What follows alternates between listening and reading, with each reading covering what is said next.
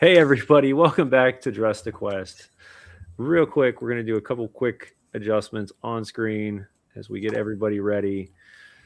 It's the new year. It's a new turn in the world of Icewind Dale, and as you can see, the we've had an updated overlay and brought a old friend back, and we have another new guest. So the table is full, and tonight we are going to find out what happened right at the end of our season finale.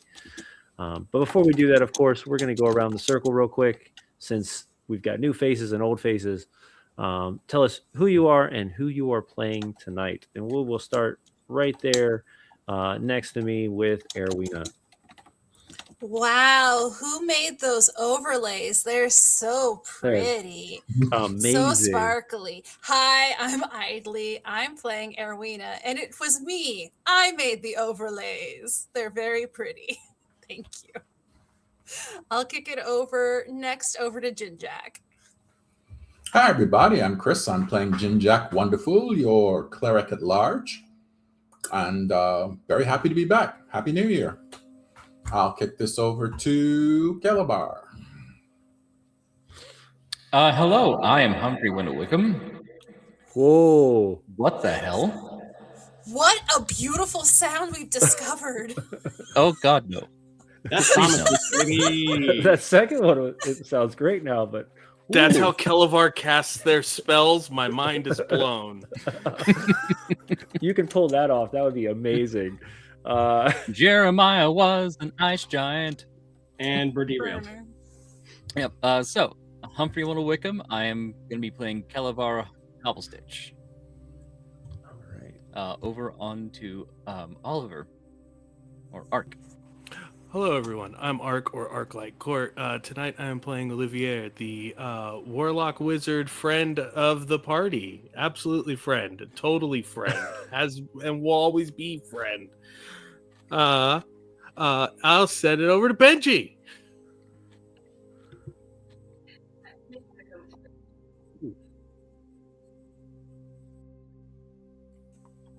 What is going? That's me, that guy. Space, nice to meet you for the first time. I'm Sam, and tonight I'll be playing Mir, the Shadar Kai fighter, who has, a homie because he's an Echo Knight. Back to you, James. All right, I've got some crazy stuff going on over here, so that was fun because I'm hearing space twice. But until then, we're gonna roll the intro, and I'm gonna try to figure this out. The intro currently is not updated. We will get that up here soon. Sadly, the software was being a bug all the last month, so we're still working on that.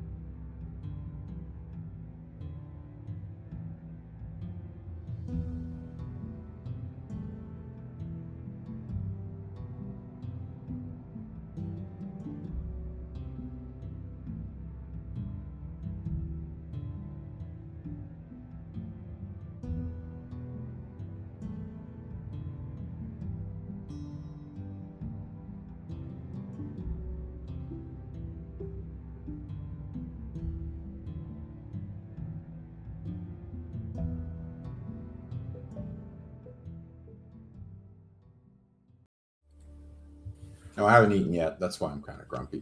That's fair. Oh, I'm sorry. All right, we're back. Bryn Shander continues to operate under a strange sense of normalcy. Trade flows, taverns remain lively, and daily routines persist. But fear runs through the city.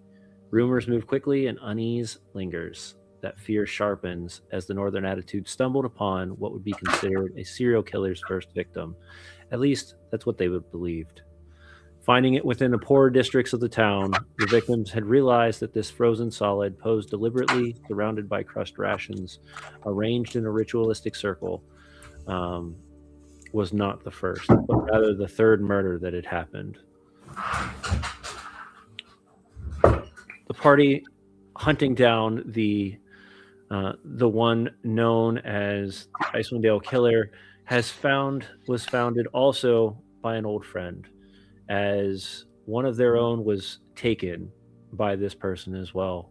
Benji returns to Bryn Shander under the guide of, or under the enforcement of Pavia, the Goliath chief of now the United Clans, and has taken a chance to reunite, work together, and in turn remove the threat that had happened here within Bryn Shander.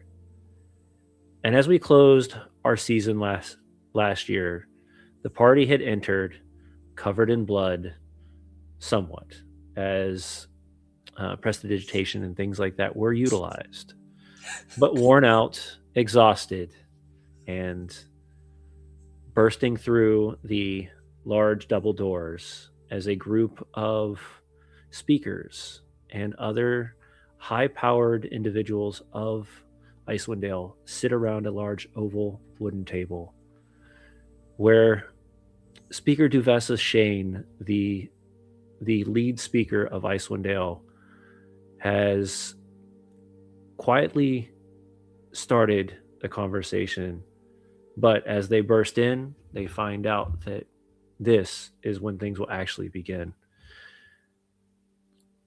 Before we start, though, two of our friends here were not involved in the killings. So we're going to find out where they were and now where they are standing here within the city council.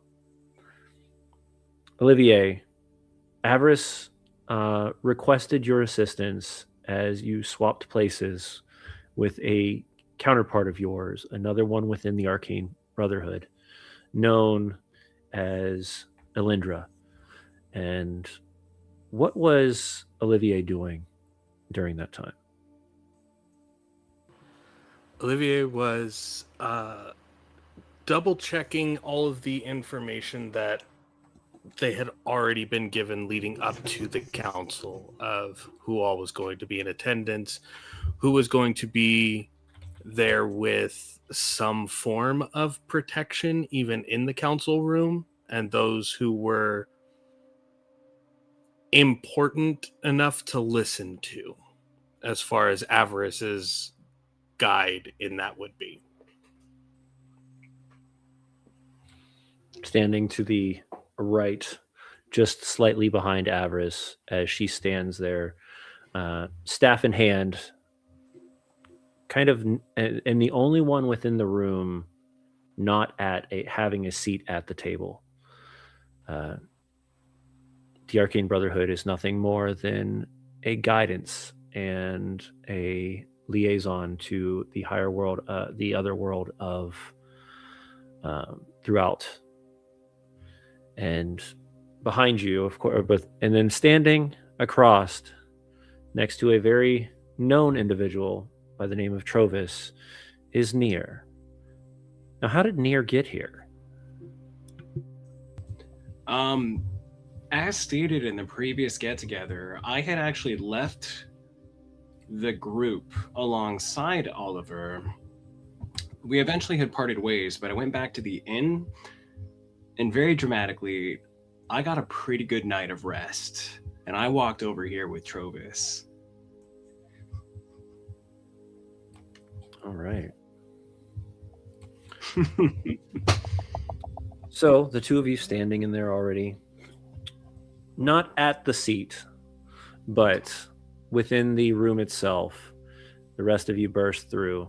The first thing that catches one of your eyes is a very strong stare by the one known as Solveig Elna, the Skimmerstrad Druids lead within the tribe.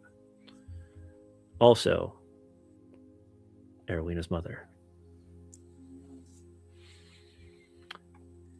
As this begins, Duvessa starts She places her hands on the table. This young woman, the youngest within the room, her father taken from her way too young. She says, I have brought you all here to discuss the dire condition of Tin Towns. Reports are arriving daily by Axbeak from the other towns.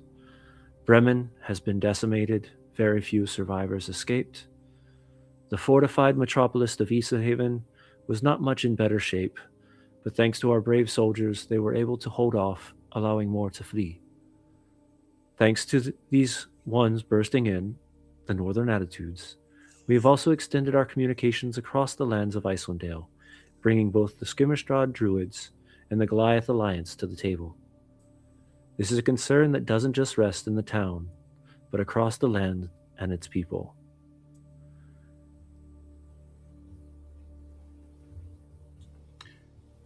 What happened to all of you?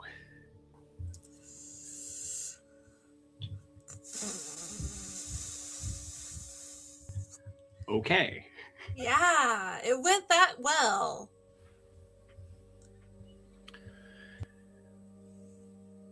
If that is all that is needed to be said, then we come to a request, and rather a plea for all that are here to make a decision on what we do next. Rumor states that the creature known as the Iron Wing has just passed over the southern edges of Bryn Shander, heading again west. We don't know what town yet, but we are concerned that these are not ending anytime soon. We ask each and every one of you here at the council to provide men, resources, and expertise to destroy this thing. For if we don't, 10 towns will not even be won. We've already lost 3, as there are 3 seats empty. 2 have been repurposed, as your mother sits in one, and the younger Goliath, now chieftain, Pavia, sits in the other.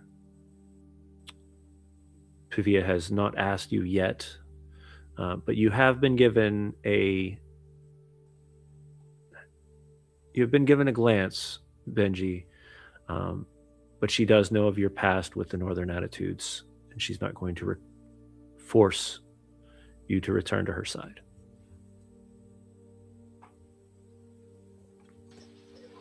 I think I just stare back at Pavia for a second. And I just see how much she's grown in the past couple of months that we've been together. And then I kind of look back to Erwina and Jinjak and Kalavar and see the hot mess that they are. And I just give her a nod and I head over to my friends. And not only does Benji notice this, but you all do, as Pavia is not that young, scared woman that you saw before, but rather a force to be reckoned with, bearing the white shawl that her mother bore. She now adorns her face with the tattoos, a single strip going down the front of the head and then 2 coming down underneath the eyes. Her head's shaven fully, her eyes strong, knowing, or at least the Goliaths believe, that they are the strongest thing in Icewind Dale. And she looks at each of them, and in this very strong, leader-like voice, but still that child within, she goes, My people have seen firsthand the vile and manipulative natures in which the Dark Elves will pursue. Their thirst for land above the ground and their obsession with the Shardolin has made them fanatical towards towards the others, and driven to keep the darkness in Icelandale. Our food is hardy, but still our resources are dwindling daily. I originally came here in hope that we can agree on a way to share resources and knowledge. Now, I am here to avenge my mother and the previous chieftain and to protect my people. I assume there's some thudding on the table, at least one or two. Not yet. Hmm. She's being much more purposeful than she is being aggressive. Something that both Benji and Castle had taught her. I have come to aid, knowing that you all are in danger of this creature, bringing 20 of our best Griffin Riders and 20 of our best Ram Chargers to help with this assault on the Duergar. But we are attacked daily, and I cannot offer any more. We have held them off so far in the north, but fear that our resources dwindle, we won't be as lucky, and time will win. They never seem to cease up. I'm requesting an agreement by offering people to protect your lands, that you provide us with resources to bring back to my people. And she looks around, and you hear grumbling between some of the others within Icewind Dale, some of the other speakers of the smaller towns.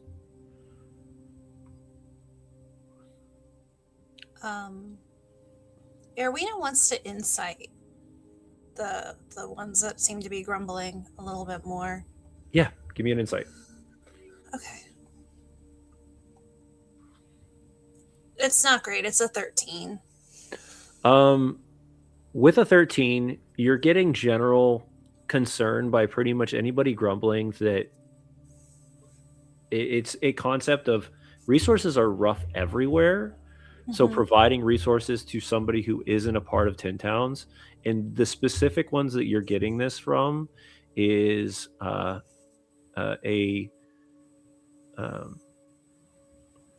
man on the right side of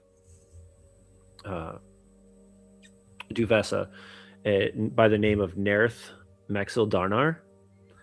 He is the speaker for Targos, which is one of the larger towns within Icewind Dale still. As well as you're also getting it from Edgra Durmut, the speaker of Dugan's Hole, which is a very, very small town within Icewind Dale. And they're sitting kind of side by side. The others kind of give a nod, look at Duvessa, look at you all,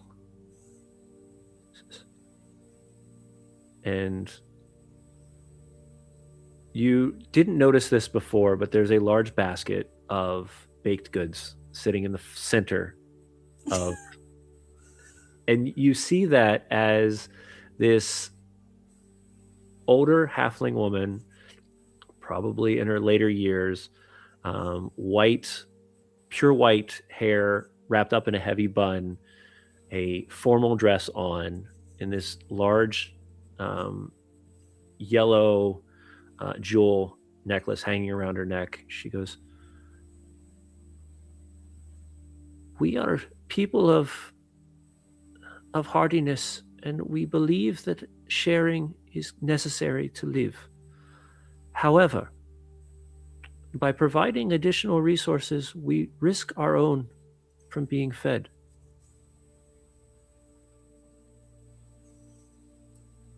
I do not think we're wrong to ask for it, but in this time of need, we need to be looking at everyone's needs. And this And is the speaker from Lonelywood. There, if anyone looked over at Erwina, you could see like her hands are starting to like almost go like white knuckled from like just holding it kind of together to hear people out. If she'll look to the speaker of Bryn Shander, Duvessa, and look as if she's looking for permission to speak.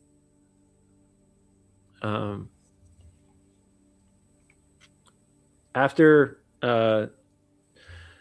at this moment, everybody is being extremely professional, and people are waiting for moments to pause before the next person speaks.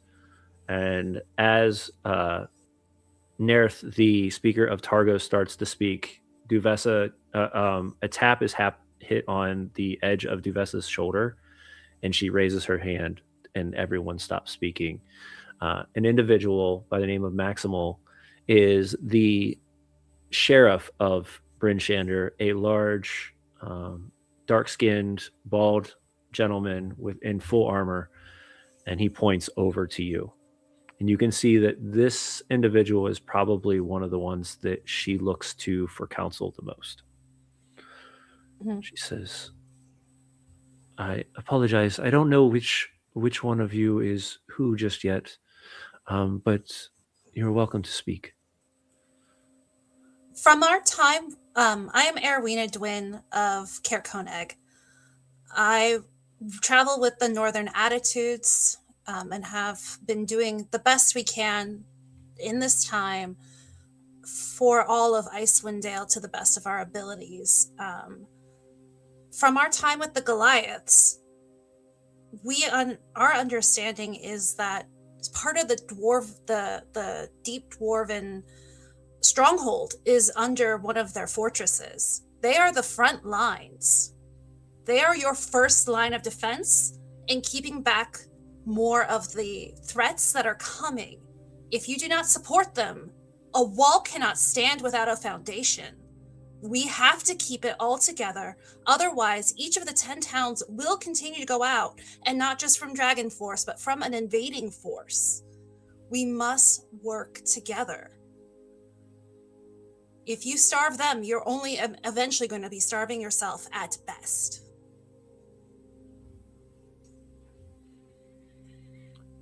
The young woman pauses before she speaks. She looks up at Maximal and then looks across to kind of get a gauge of everyone else in the room. You see a few of them nervous. You see others excited. And you see a small, just smirk on both your mother's face as well as Pavia's face. Very, very corner at best. Olivier's gonna mask still over the face, using thaumaturgy to put layers in between his voice to the Mistress Avarice and say, which side do we want to have the most benefit here?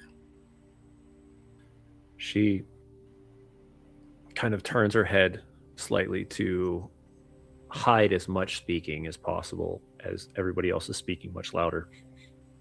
She says, our concern is that we keep control of the situation, no matter who goes and stays. But are we more concerned about supporting the dragon combat effort, or are we more concerned with containing the Duergar issue? At this moment, the dragon is the bigger threat. Okay. But we do need to make sure that we lead this with caution. But the Brotherhood needs to come out on top. He'll turn and speak a little bit louder.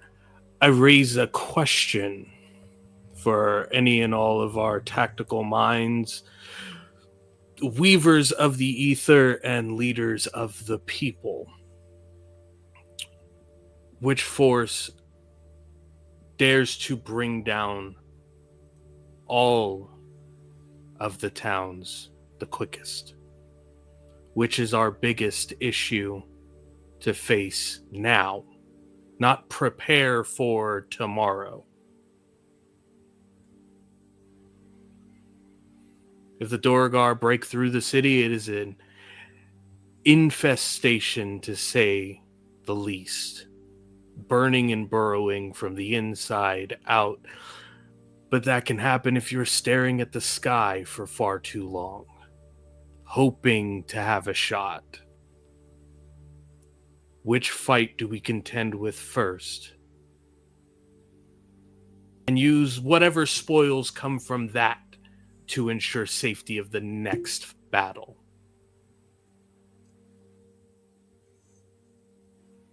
And then we'll lean back behind the Lady Avarice. She normally would not have allowed that. However, the way you spoke, she kind of just tapped you on the shoulder with her staff.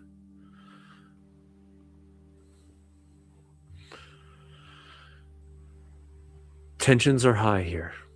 We understand that each and every one of you has a risk to provide both people and resources. But he's right. We need to make a decision. We need to know the direction we're going. And in all honesty, if we don't unite, I don't think it's going to matter. Can I sort of lean over and whisper into Erwina's ear? We're gonna kill a dragon, right? Yeah, we're gonna kill a dragon. all right. Don't worry.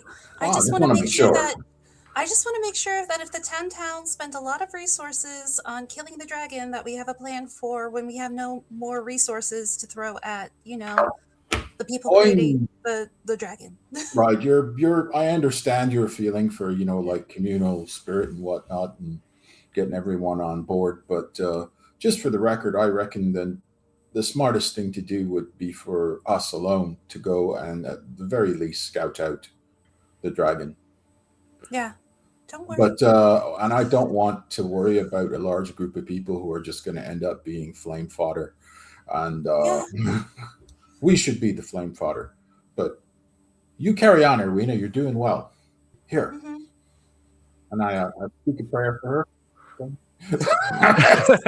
And I say a prayer for her.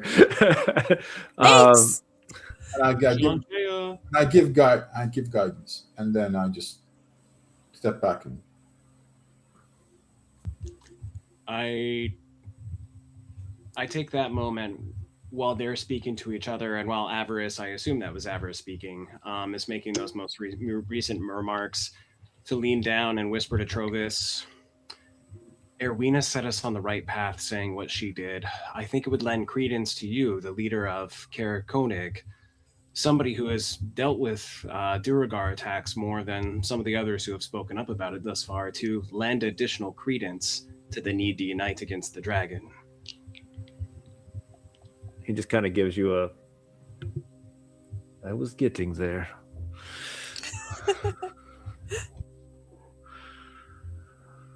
But he's right. As Trovis stands, places his mace on the table. These have been fighting for many years, many months against the Duergar invasion. At this point, we've fought Duergar, we've fought Goliaths, and our small town of Kaer Konig has still survived. But Erwina has made a strong point that wouldn't have happened if we would have not been united. We know that the Duergar control this thing. We know that the Duergar want an everlasting darkness just like that of the Frost Maiden. However, we need to decide where to fortify our defenses. We need to decide where our resources must go. And we need to decide this now.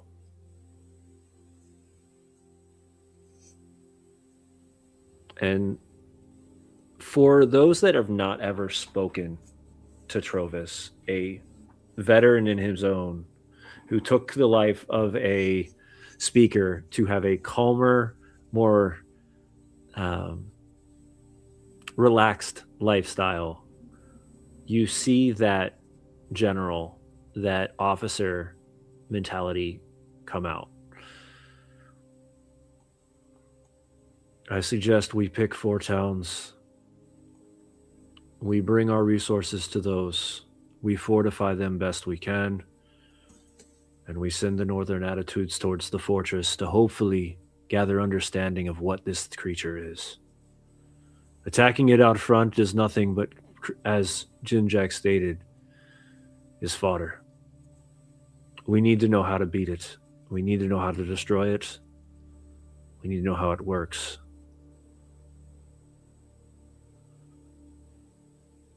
As he says that, Avarice steps up, places a hand on Olivier's shoulder, says, "Oh, well, I can help with that. We have intelligence from others around the Brotherhood that have stated that the fortress is in Kelvin's Claren, a mountain to the north here, surrounded by Dorgar, fortified strongly, but there is a forge within. Rumor has it something is being used with inside to control the creature, and hopefully our intelligence is correct. Based on what Speaker Trovis said, based on what Speaker Duvessa said, and based on what Arowina said, our best option is to fortify the towns that we believe can hold the most resources, people, and protection. And then we plea to them once again, this group that has done many deeds across Icewind Dale, that have been heard across Icewind Dale, to dive into the fortress and find out what we are dealing with. I also make a motion to, in addition to that plan where we fortify in 4 towns, we prepare for should those 4 towns be attacked. I move that should my people, my mother's people, the Skimmerstrad, be amenable to it, that we have a contingency of Skimmerstrad ready to help evacuate the cities and lead them into the dark of the night and help them, guide them the best they can to safety. Whatever safety may be.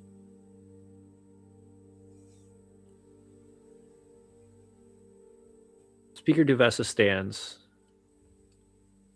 and she states, "We have to make a decision then.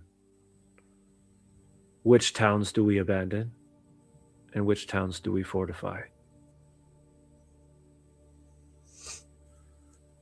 You all have resources that will need to be gathered and distributed. Currently, the largest cities in the moment is the capital here, the city of Targos, ran by Speaker Nerth, the city of Termalaine, ran by Speaker Oris, and what should have been East Haven, but we have already understood that that is no longer a possibility. Can we get the map back? The regional map? James? It should be on your. Oh, hold on. It is, but it's It's just not. not activated on your end. Okay. Let me swap Thank that you. over. There we go. Okay. You now can I see what I'm looking at now. Okay. Now, city largeness is one factor to be considered, especially with reference to moving big chunks of populace from other towns. But I think the more important question is which of the towns, if not those, are the ones that are still producing goods and foods that aren't just naturally reaped from fauna in nature? We can throw up a big defense around any town, but not every town is currently producing the food that will keep everyone alive. You bring up a good point. I'd like to point out also that in the event of an attack, you'll want a town that's fortified, or at least has barracks that can support the troops to repel the attack. But even assuming if the Duergar come in underneath the town, you'll need to have enough people, well, enough facilities there to mount a defense. Or you have to build them if they're not there. We seem to have days between the strikes with this creature. A week at best, it seems, between one movement to the other. They're not looking. This creature doesn't look for anything. It burns everything to the ground, and then what is left is rummaged through by the Duergar. Ah. Maybe Erwina's idea is the best one. Assume that you can't stop it if it shows up, so just get ready to evacuate, carrying as much stuff as you can. Put up a fight long enough to defend and evacuate.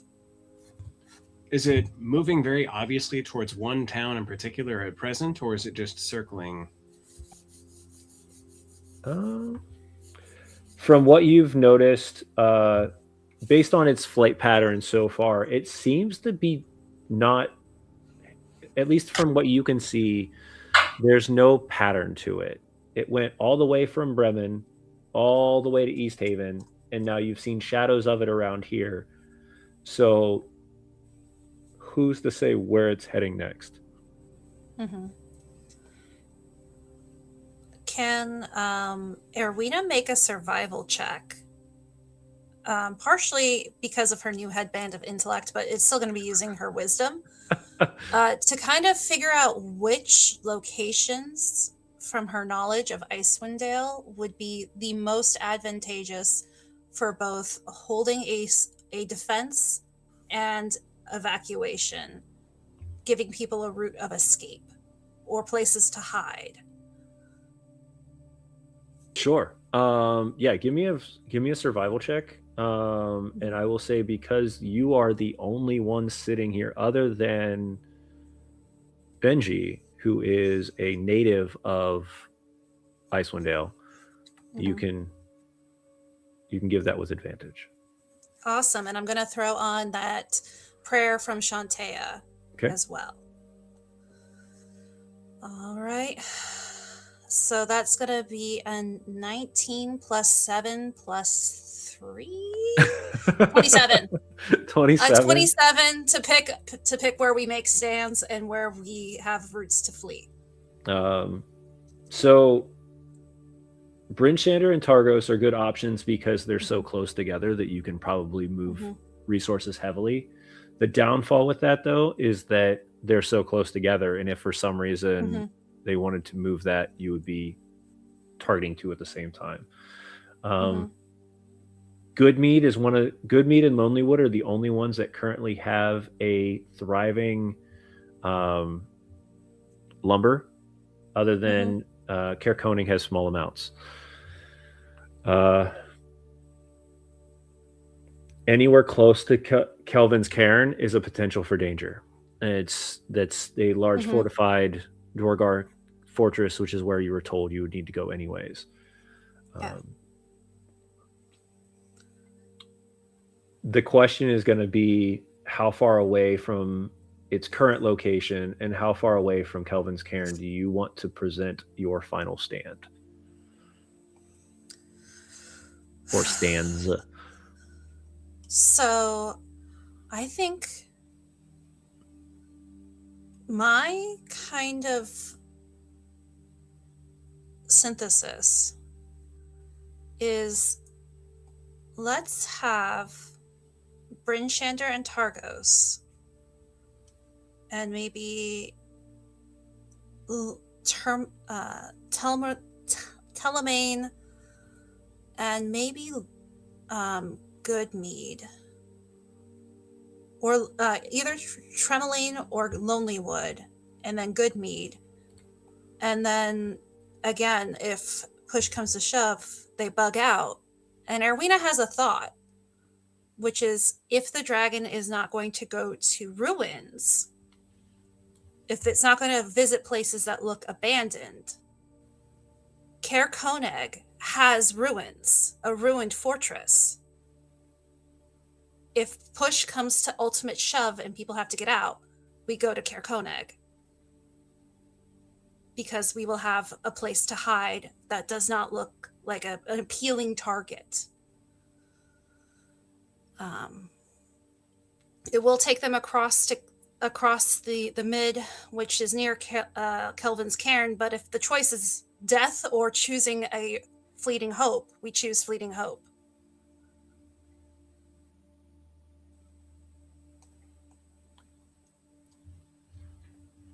You all have battled these creatures for quite a long time. Our council is here to fortify, to make decisions, but in the end, you all are the ones on the front line, and we're asking you once again to do it again.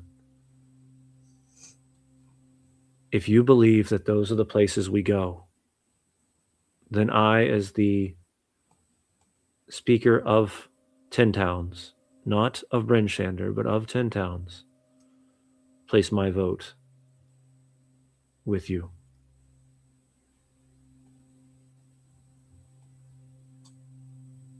And you hear, of course, because he would, Trovis says, I will definitely back that. I agree.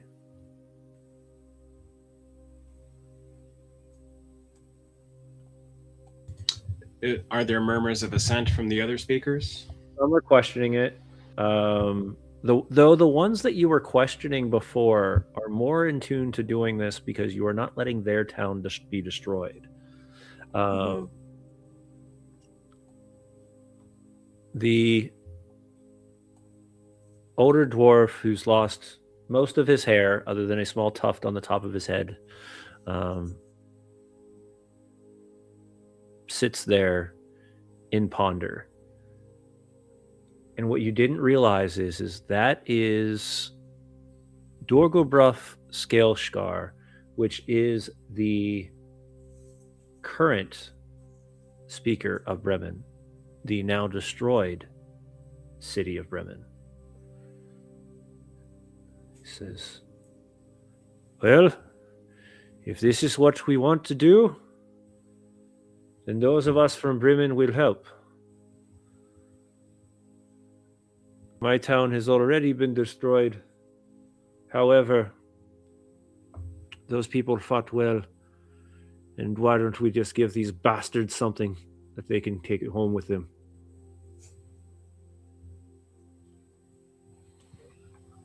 Hear, hear. Any other last-minute pleads to the decision we make as we highlight where, as she she pulls out this exact same map, and she says, where do we hold our last stands?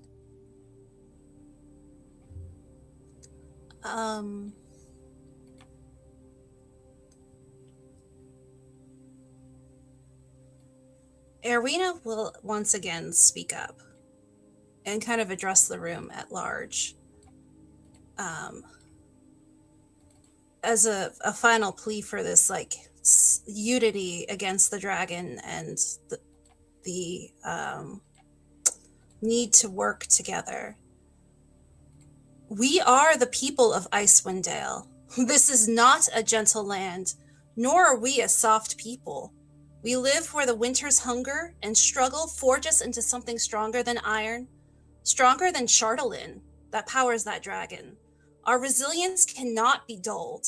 It will only break if we turn our blades upon each other.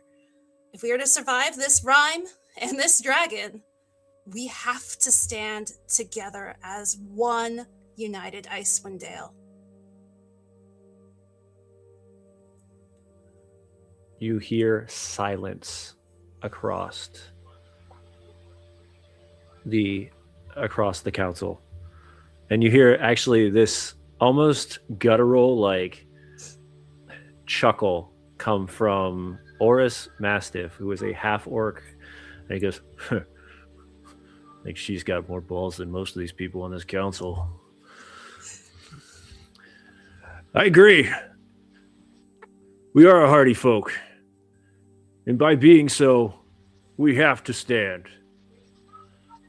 Tourmaline will decide based on what is chosen here, where we go.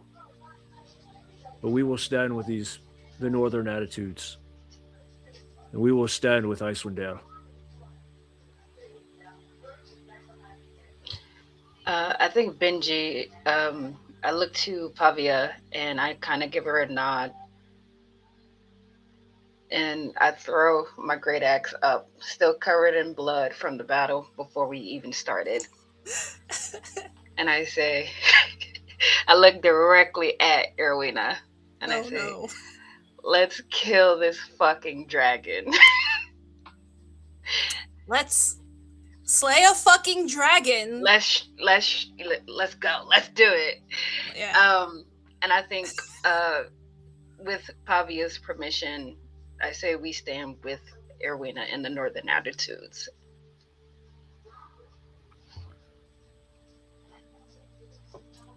If it wasn't for your help when we took over, there wouldn't be a United Kingdom.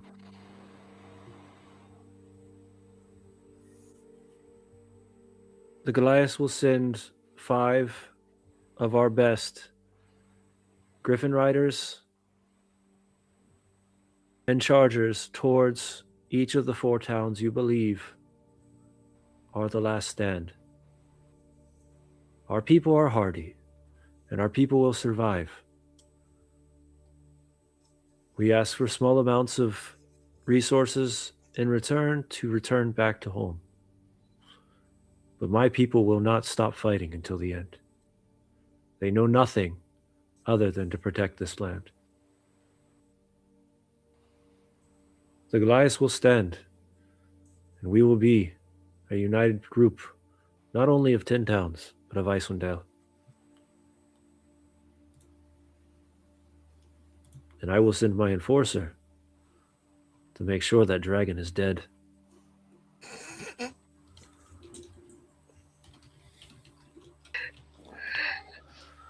Well, we have it.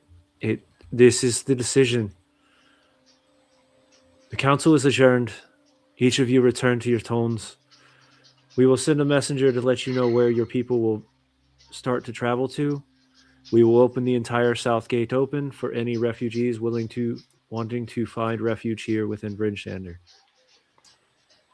We ask that those towns that are being positioned as fortifications also accept 100% of refugees within there till your max capacity is required. At that point, head to the closest next town. Do not split up families. Do not falter in this. We will survive this as we survive every winter here in Icewind Dale.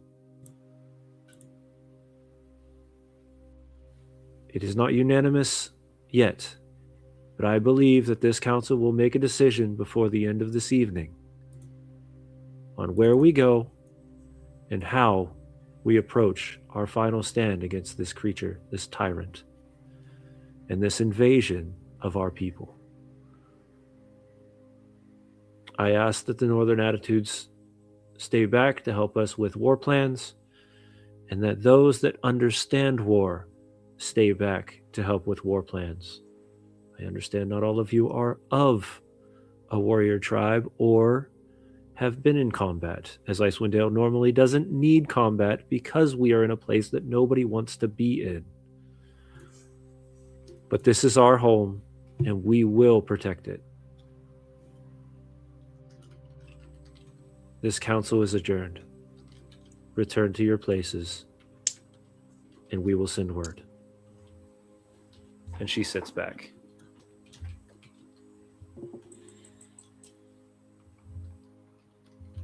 The rest of them, one by one, nod, give their thanks, and walk out the door, leaving a table with a map in front of it.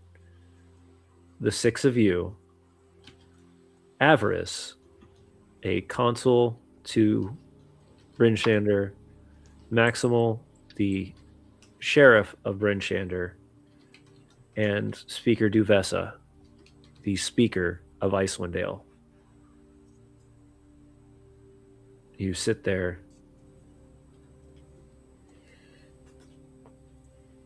As you walk out, as everyone walks out, though, finally, out of all of this,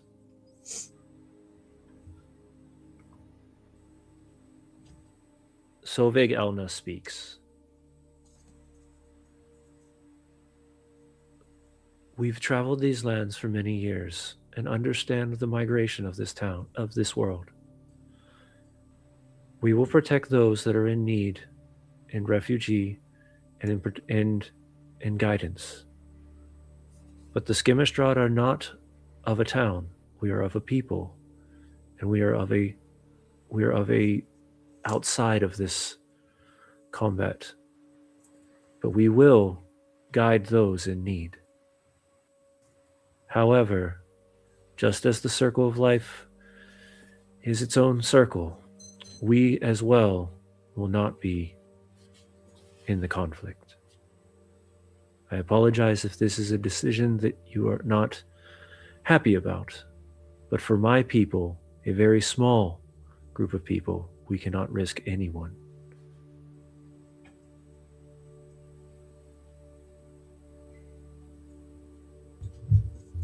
And she walks out.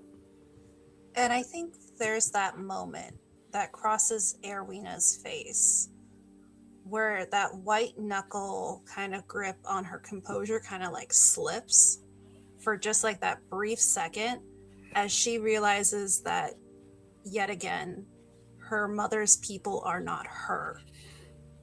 There is that divide, that alienation from her own mother's people. And as quick as that like slip happens, it goes like right back to, okay, well, we'll deal with those feelings later. Okay, on to battle plans. Back into the chest of repressed emotions to deal with when the world is not on metaphorical fire because it's freaking cold.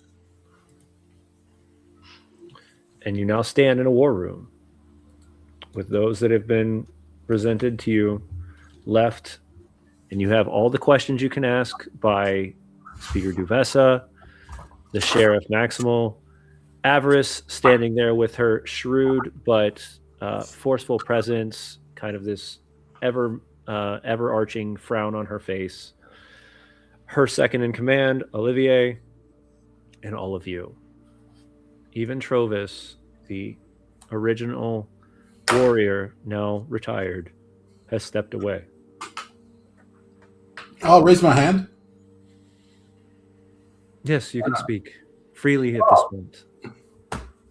Mistress Avarice, is it? Yes,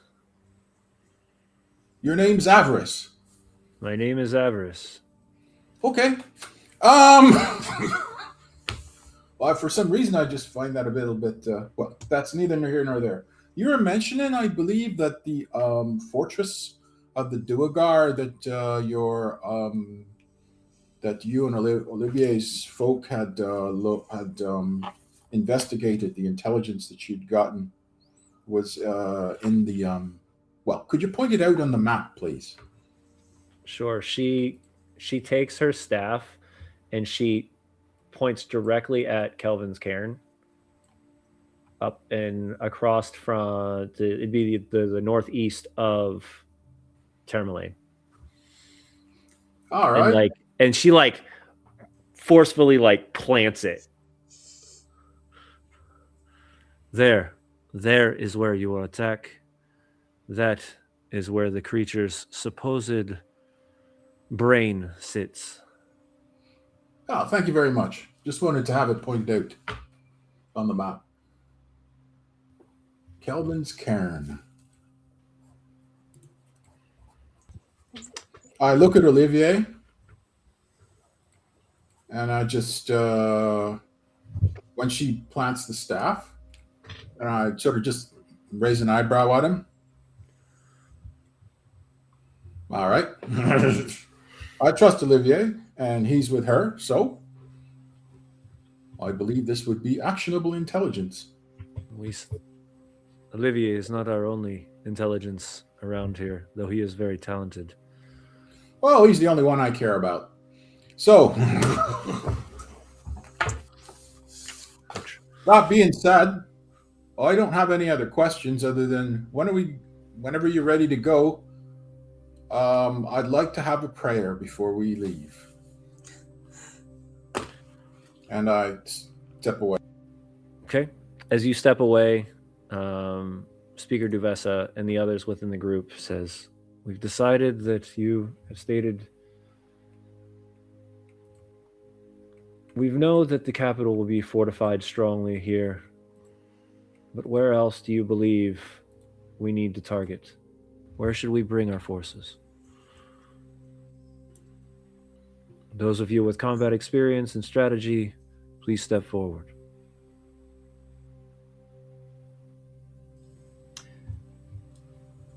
Taking a look at the map once again.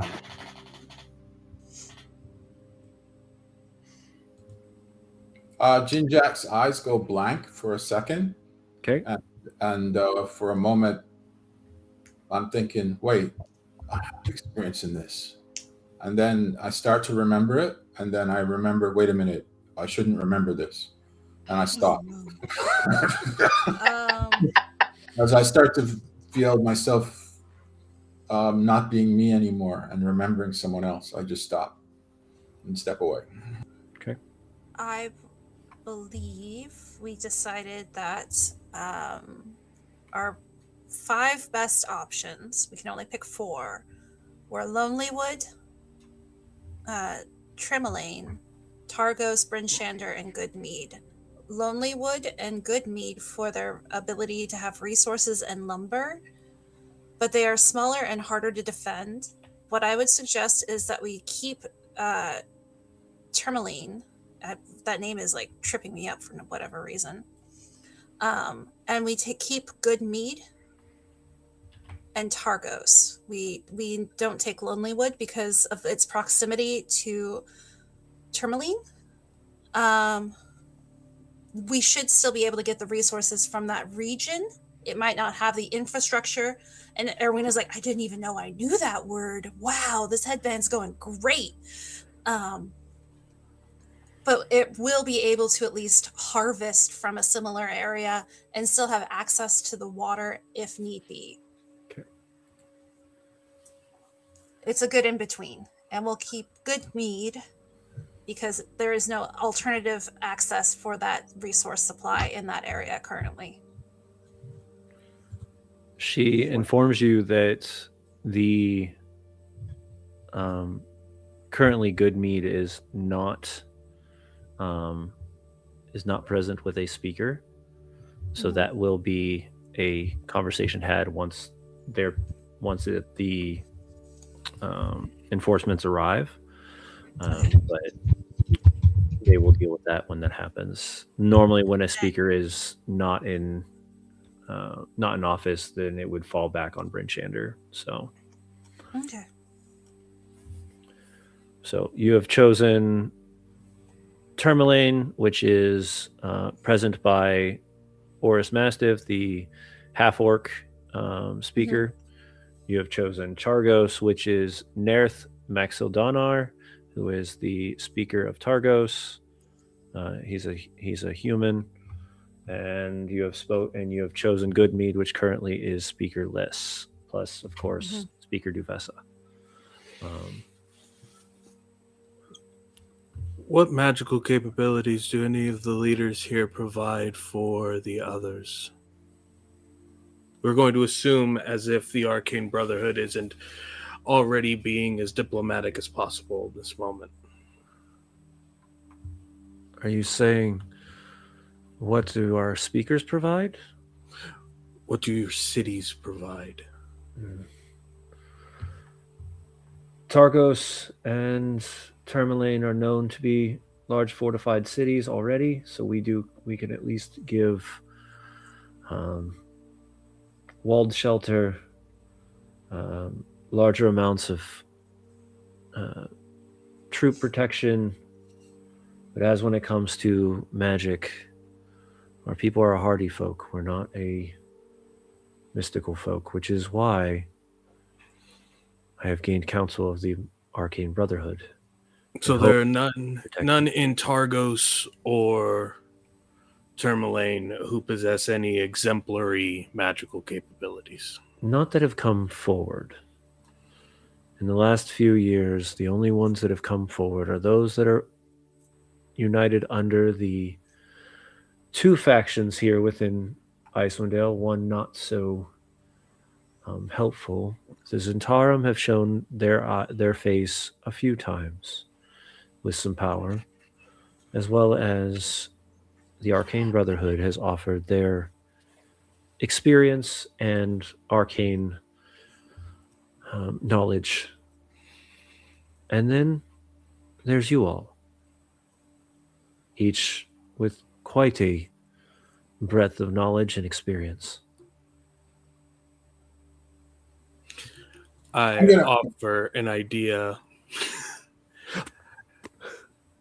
to at least save the knowledge of the lands and the peoples, if at the worst, any scrolls of history, teachings, prayers, totems, gilded items of house crests or towns be sent to Stillwell. A town deep in the spine of the world. There's a great deal of mountains to protect it. There are roads and passages. If afterwards, once the snow settles and those things need to be redistributed back, they're all in the same place. With 3 towns having already lost what could only be considered a great and immeasurable amount of history, knowledge, having it in one place to either define the space afterwards or to know it's safekeeping to be regathered, I would recommend.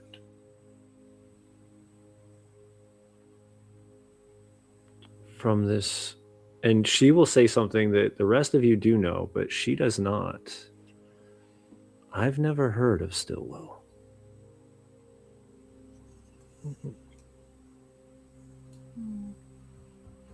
You call yourself native, and he will point to the location on the map within the spine of the world where there's a small bit of trees. It is in its own, I forget the geographical term for it, but it is surrounded by mountains the whole way. Valley.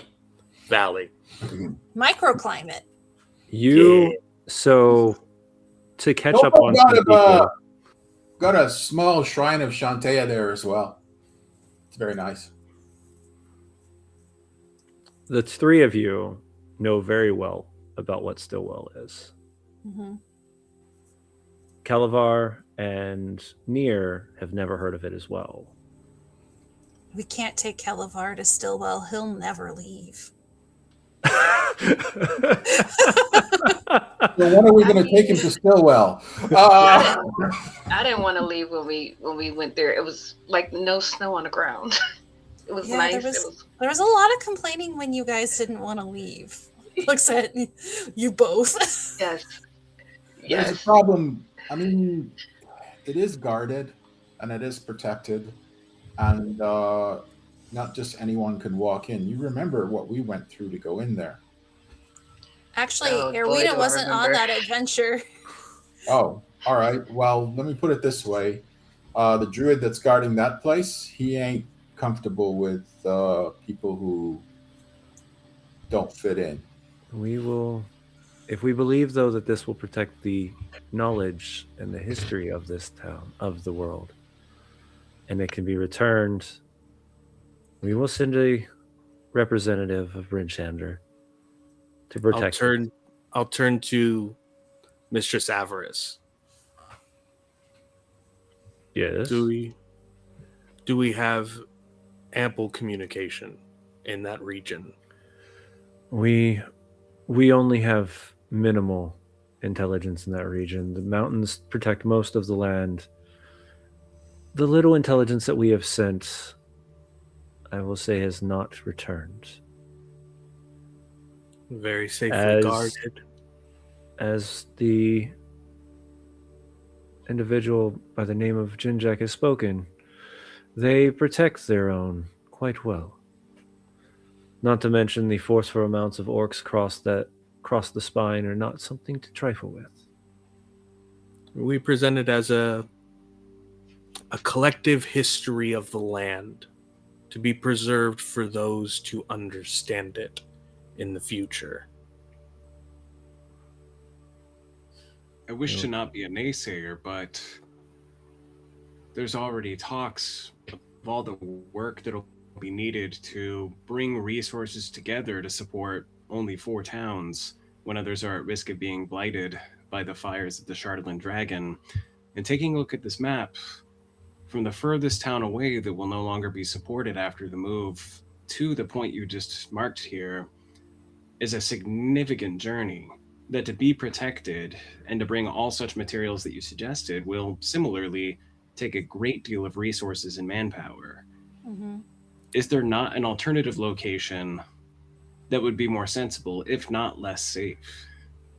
And may I also counterpoint, much of our traditions in Icewind Dale, or at least my people's, is oral. A history has no place without its people. We are its history, its living legacy. We cannot waste.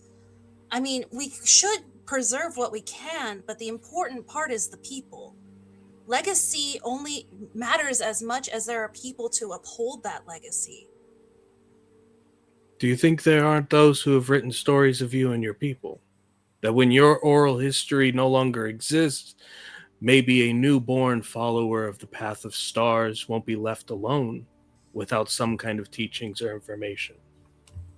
We have that. We have it written into the earth. The earth will remember us. Are you sure once it's scorched? Yes. There is one thing that I believe in, is that the earth, the stars, and the night sky will remain. This is Icewind Dale. The night sky is all we can really count upon, especially in times like these. The stars will remember. I'm simply offering a safe location for the histories of the people, that if something does happen, if the worst of all scenarios befalls all of Icewind Dale, there is at least knowledge of the people who were here before. We still see remnants of the peoples that have lived here before throughout. There's ruins.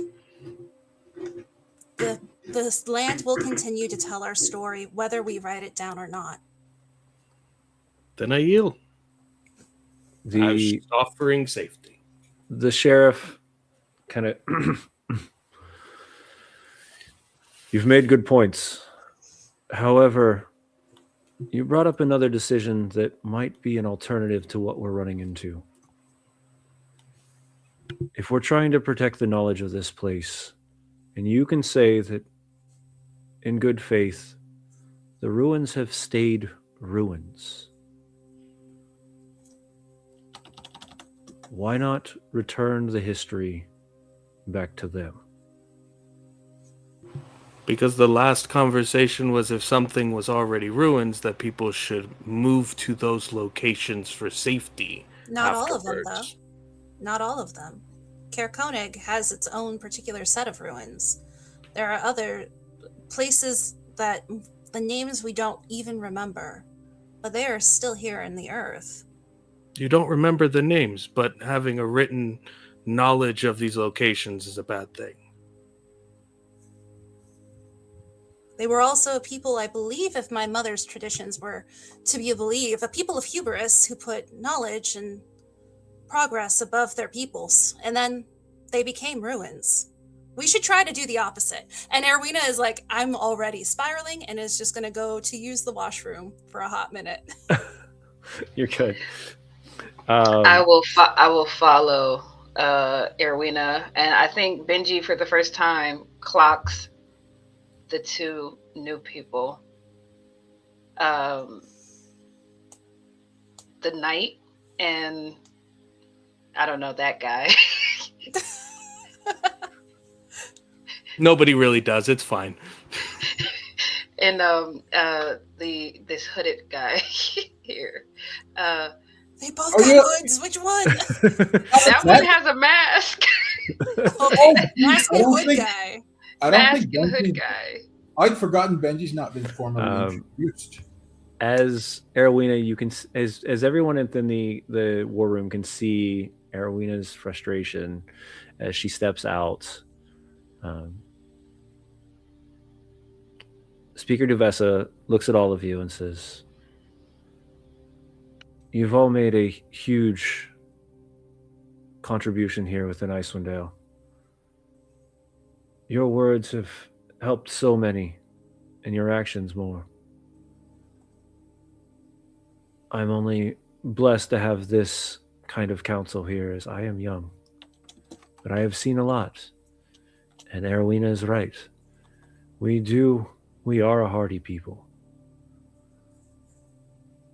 Finding a ruin that we can choose as a safe haven to protect only that which is of knowledge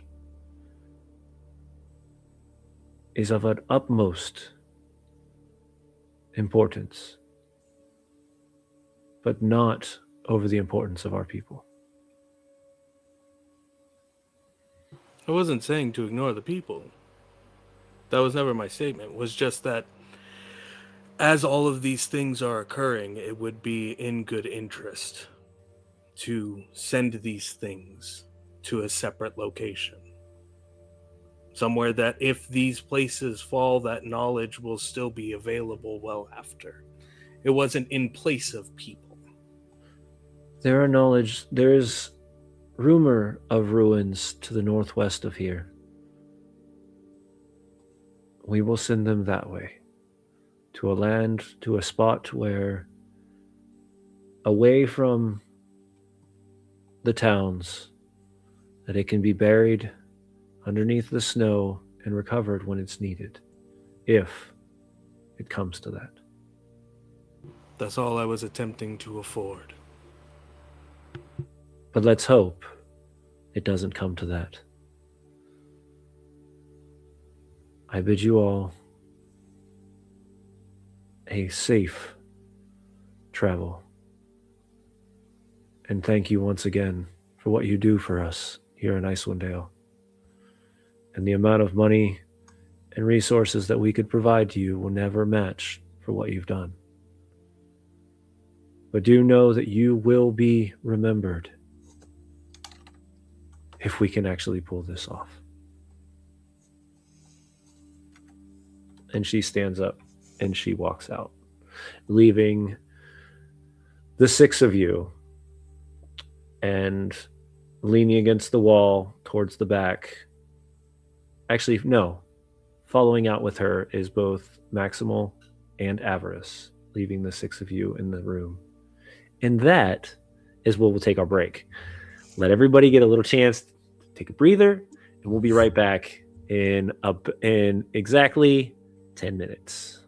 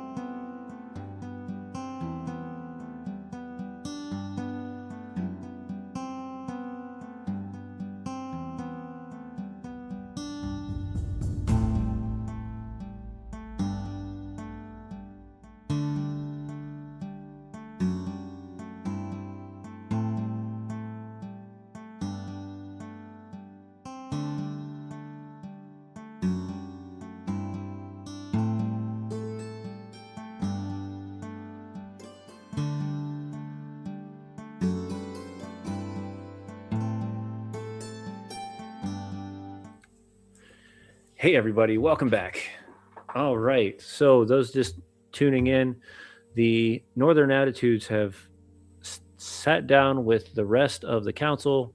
They have made their decisions on where they will be placing their final fortified stands in the towns of Targos, Bryn Shander, Goodmead, and Tourmaline, and are now sitting within the war room as the fire crackles in the distance, candle lights flicker and the shadows deepen within this large room. You stare at this you stare at this map, and I'm going to go around the circle for at least our original adventurers. The other two are welcome to chime in, but for the three that are, or the four that are here right now, some of you, this has been a long journey that has crossed all over Icewind Dale. Staring at this map, listening to those of concern of their people, of their resources, of their livelihoods, what is going through each of your minds? And we're going to start with Erwina. Well, Erwina had to step out to go wash her face and cool herself down, as she has been kind of keeping it together for what she feels like way too long, almost, as that final like little bit of, you know, put it away. If she's feeling that dam of emotions starting to break just a little bit. She started out at Caer Konig as like the small tavern girl, and now she's telling basically the rulers of Icewind Dale what's up and arguing with a wizard, and like her ex-boyfriend was working with a serial killer. Like, it's her mom's here. It's been a day. Your girl is going through it. And there's like this moment where she is just needing to step away to let herself feel that overwhelm, because she's not going to get a choice pretty soon, is like what she's kind of like naturally intuited. If she doesn't let herself feel whelmed now, she's going to feel it during fighting a dragon, and that's going to be even worse.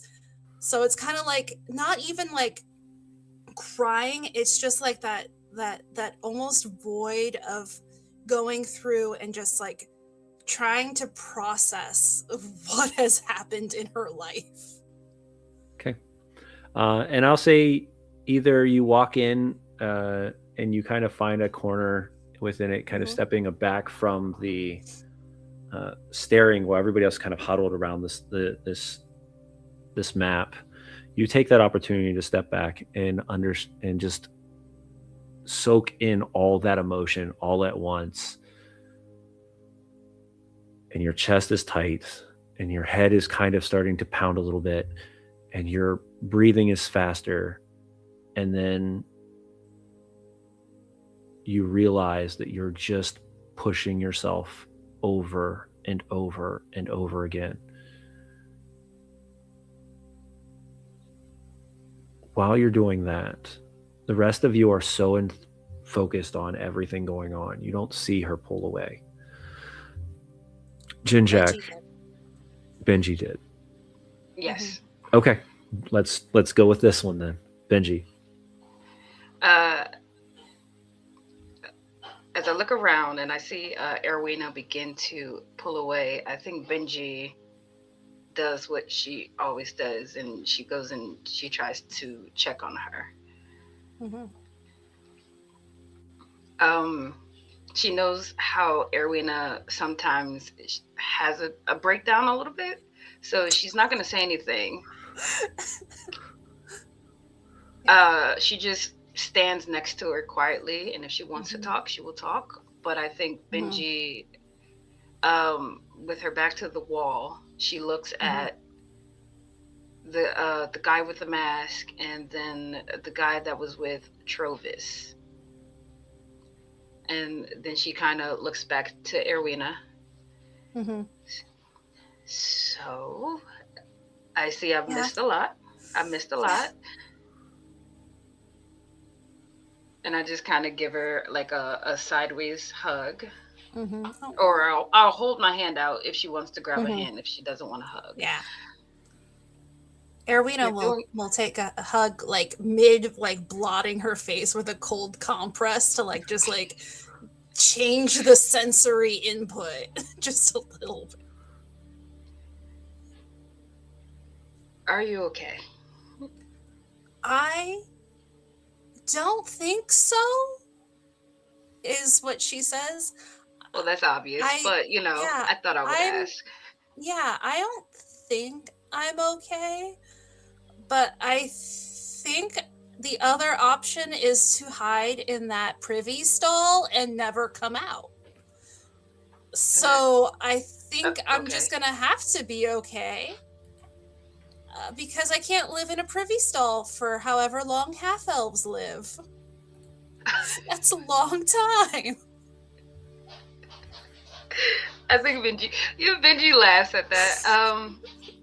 Yeah, well, I'm sorry. That was really funny. It's okay. We all deal with our things in sometimes in strange ways. Laughing helps. I think it helps. I'm pretty sure.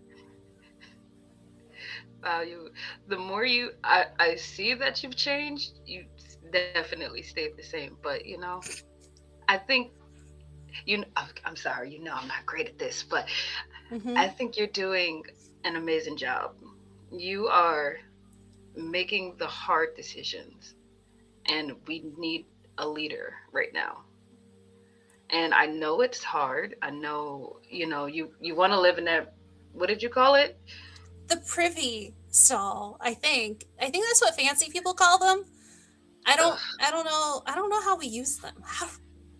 This is like a Okay. fancy house. Yeah, I know. Yo.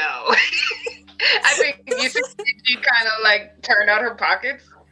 I definitely took something from somebody important here, but No questions. We're all dealing in our own ways, and I guess pickpocketing is one of them. yes. And listen. Mhm. I'm here for you. Jinjak is here for you. Kelavar. I'm not too sure about those two though. Who are they? Well, there's far and near, and near Is he is near the or one. far? He's wherever we are. It seems. What? we got. So no, his name is near. But he's far. He came. Well, that's his buddy. He wasn't there in the. You'll get it. You'll get it when Far shows up. It's kind of Okay. his. Oh, bit, it's two I of. Are they guess. twins? Yeah. I haven't asked. Maybe Okay. one all right. teleports in and out, and he's very grumpy a lot of the time. I want to meet him. Where's Far? Okay, and that's. Are you saying that's near? So that's near. Okay. Who was hanging out with Trollvis. We met him in Caer Konig. He somehow teleported there from was it Neverwinter or Waterdeep, some big city far south. And he was doing something, and then he got teleported here, and then he found me in a well. That's how I met him. I was Hold at on. the bottom of a Wait. well. Why were you out of? Okay. You Yeah. know what? How you end up in these situations is beyond me. But It's beyond me too. okay. And who's And the then- knight? Is he an So- actual knight? We don't really know what his deal is. His name is Olivier, I think. Olivier, And okay. he's kind of a jerk. I can. Um, Okay. but I don't know why he hangs out with us. I already told him we didn't need his help once.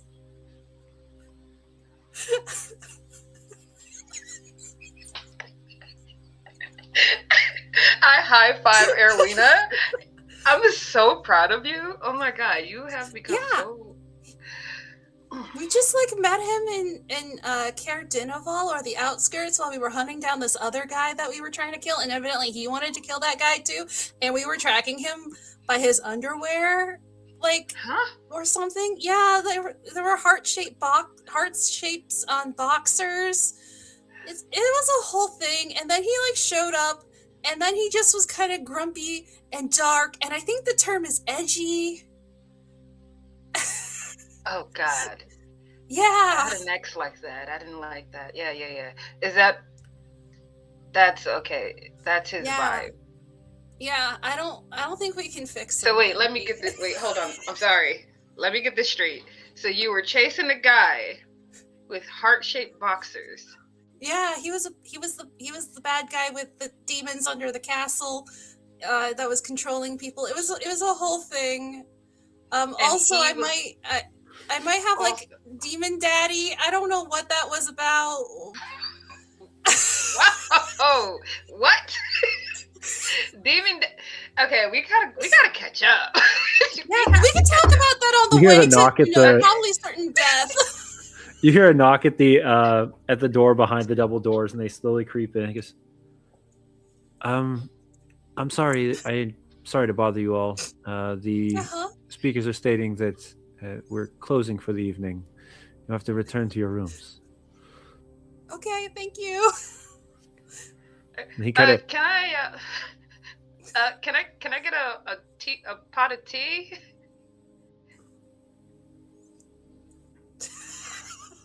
Was This that is a- such a hard this is a- question? this is a council building. You can get it at your hotel, at your. Oh. Okay. Thank you. And he closes the door slowly. That was weird. Okay, listen, you're doing great. Thank you. And we have to talk later. And I will go and make my way towards Olivier. I'm gonna leave near and far alone for right now. You're gonna leave them far I'm away. just gonna leave them far. We're I go never over to- alone.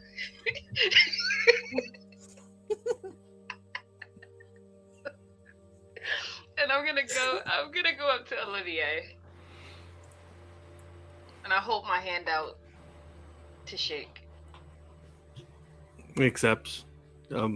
Olivier. And you feel just muscle as I squeeze. He still Did you go holds to the the- handshake. Oh, you have a little strength to you. Okay. Have you traveled with them previously? Yes, I was,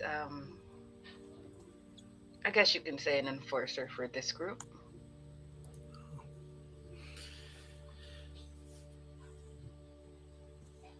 I'm glad to see that people that are trusted are finding their way back into each other's lives. Benji just looks at him. She just gives him a one, like she looks him up and down for a second.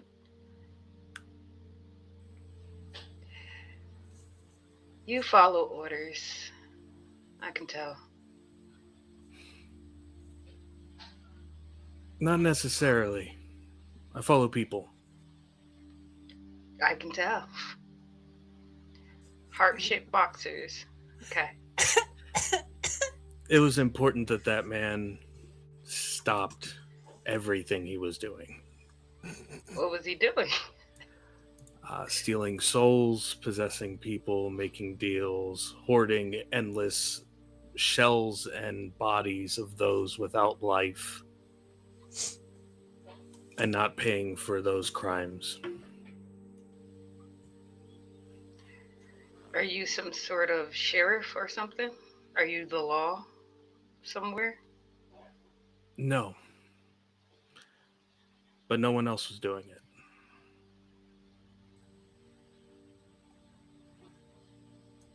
I got lucky.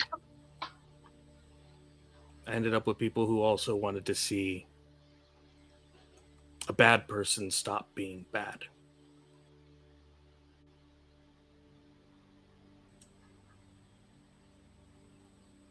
Okay.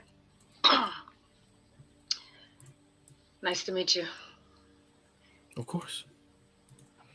Any other questions? You've asked me more questions than almost everyone else in this group, other than Jinjack, honestly. I looked at Jinjack. A bow. I give him a bow. I look at her like, why are you bowing to me? I look perplexed. And then I gesture. I walk over. And I will go to Nier.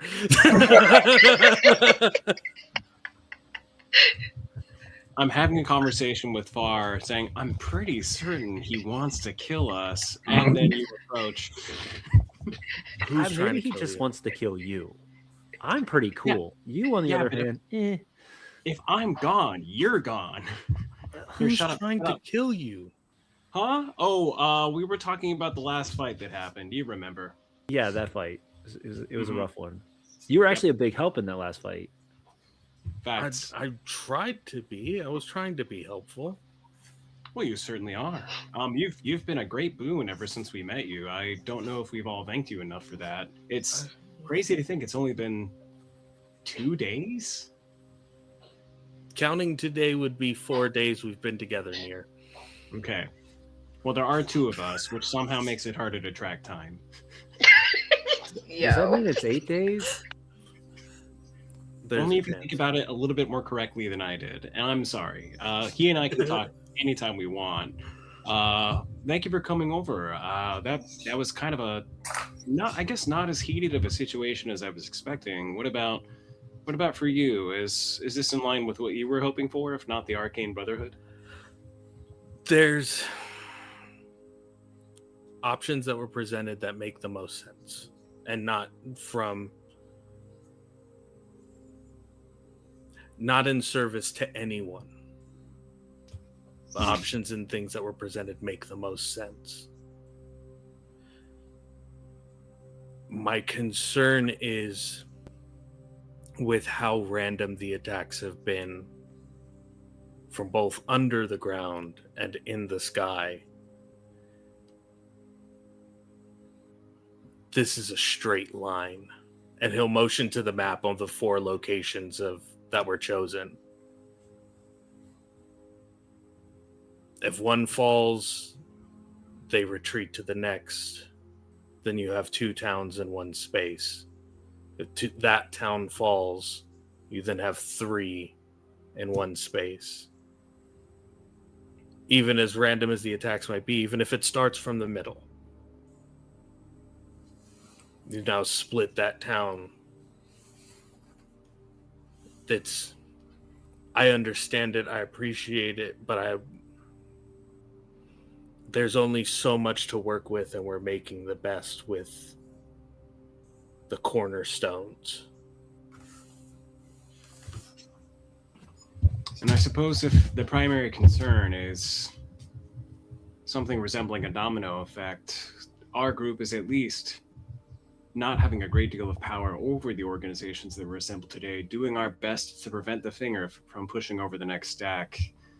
I know not what else needs to be done before we take off from Bryn Shander, and perhaps we might even be aided by seeking additional champions from the towns who would rather not see their homes destroyed. But the sooner we head towards Kelvin's Cairn, the sooner we're likely to abate those concerns. At least we can remove the pressure from either beneath us or above us. I don't know if you ever took math in the academies you clearly went to, but teachers always stressed the importance of doing easy problems before hard ones, because that gives you greater time for facing those harder problems. And although the greater singular threat seems to be the Charlatan Dragon, it is but a tool for the Duragar, and I believe that without that tool, that makes them a much more tenable threat to face. I agree. But just knowing and focusing on at least one of the problems will help stifle the other.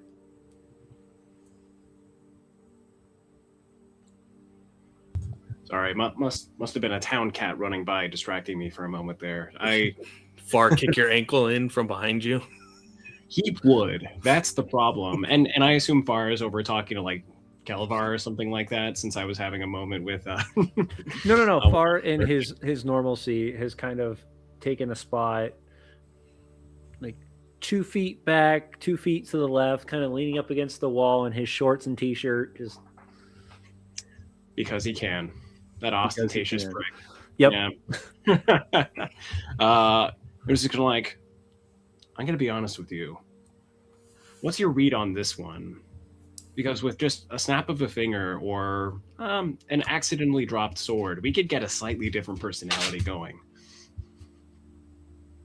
Well, I mean, he was the closest one to remember the amount of time we've known each other up to this point. But we were both wrong. Yeah, that's right. Oh, let's talk about that for a moment. Speaking of that, it was 4, I said 2, and he suggested 8. That's much further away than I was.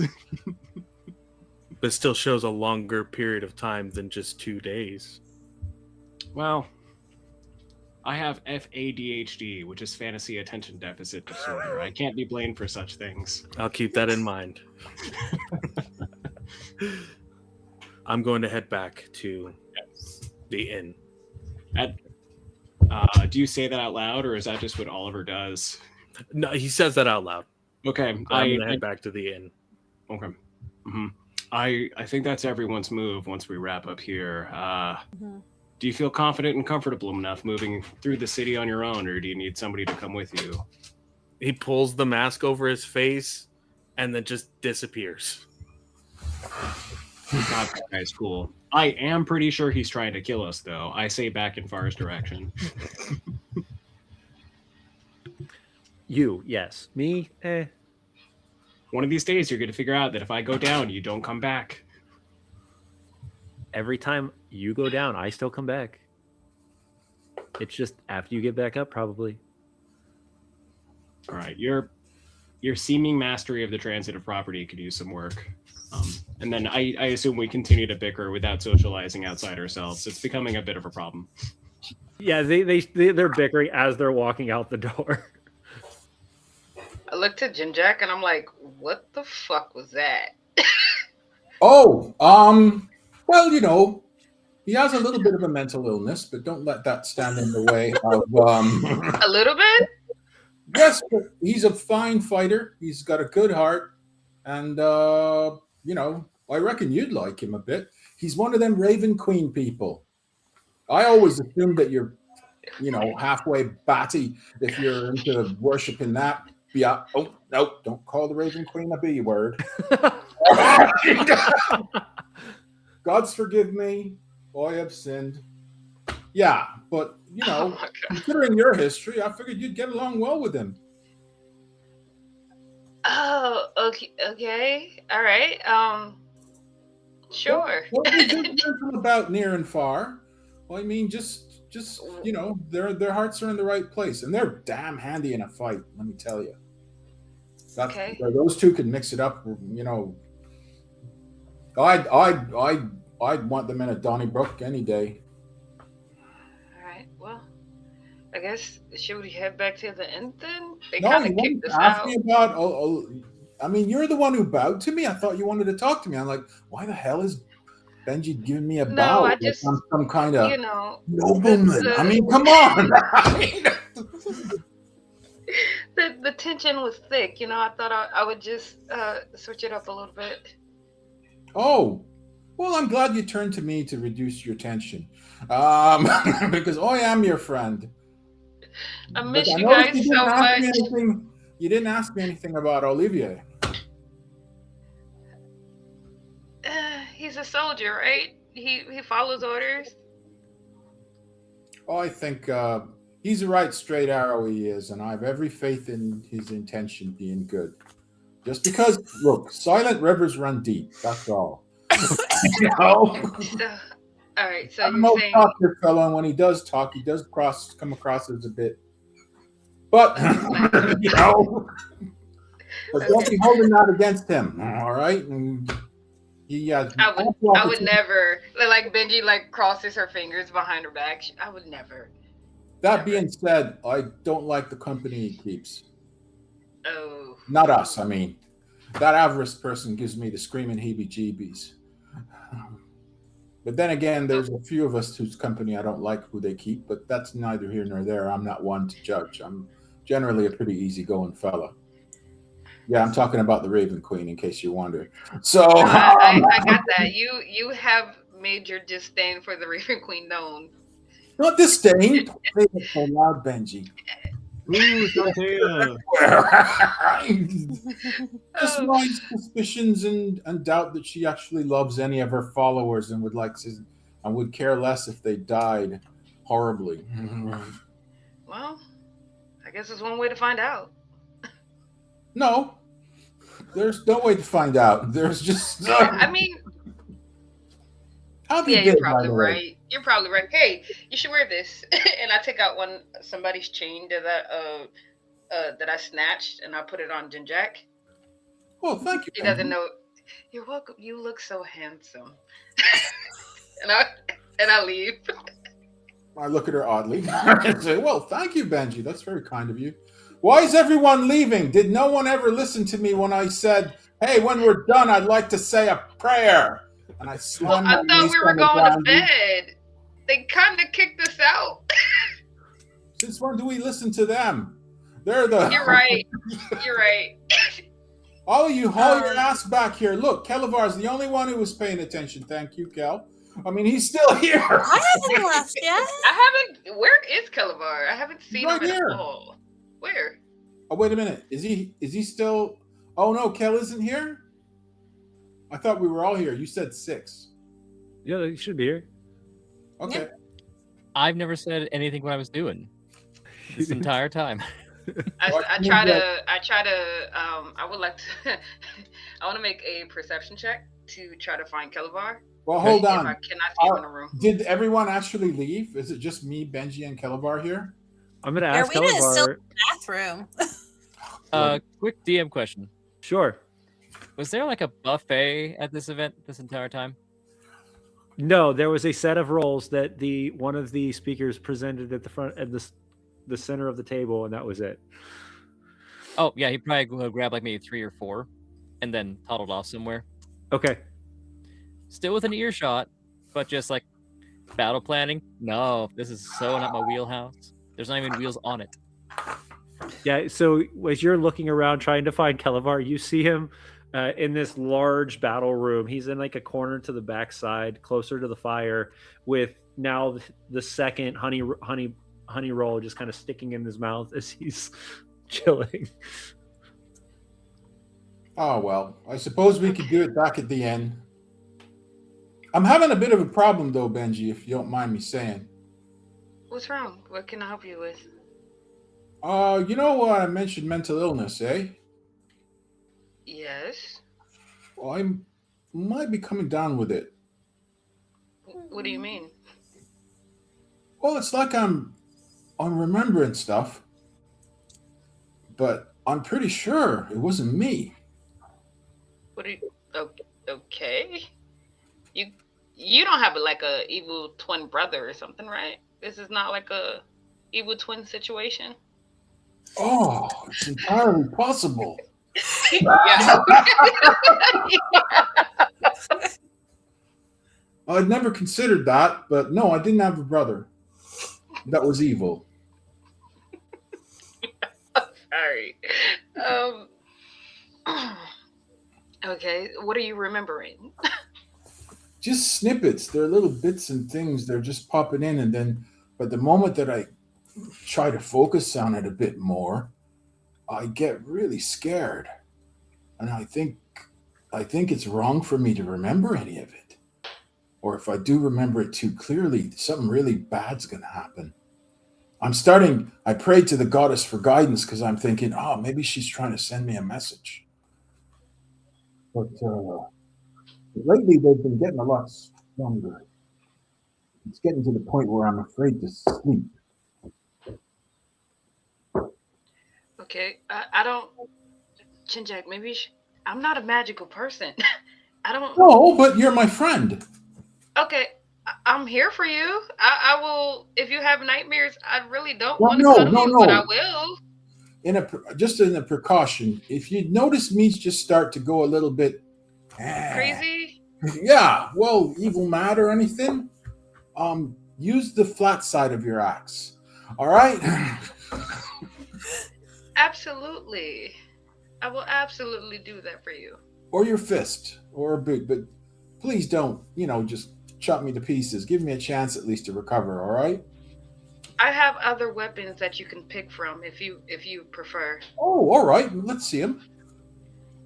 I take out my glaive. I take out my Oh, long no. sword, my great sword.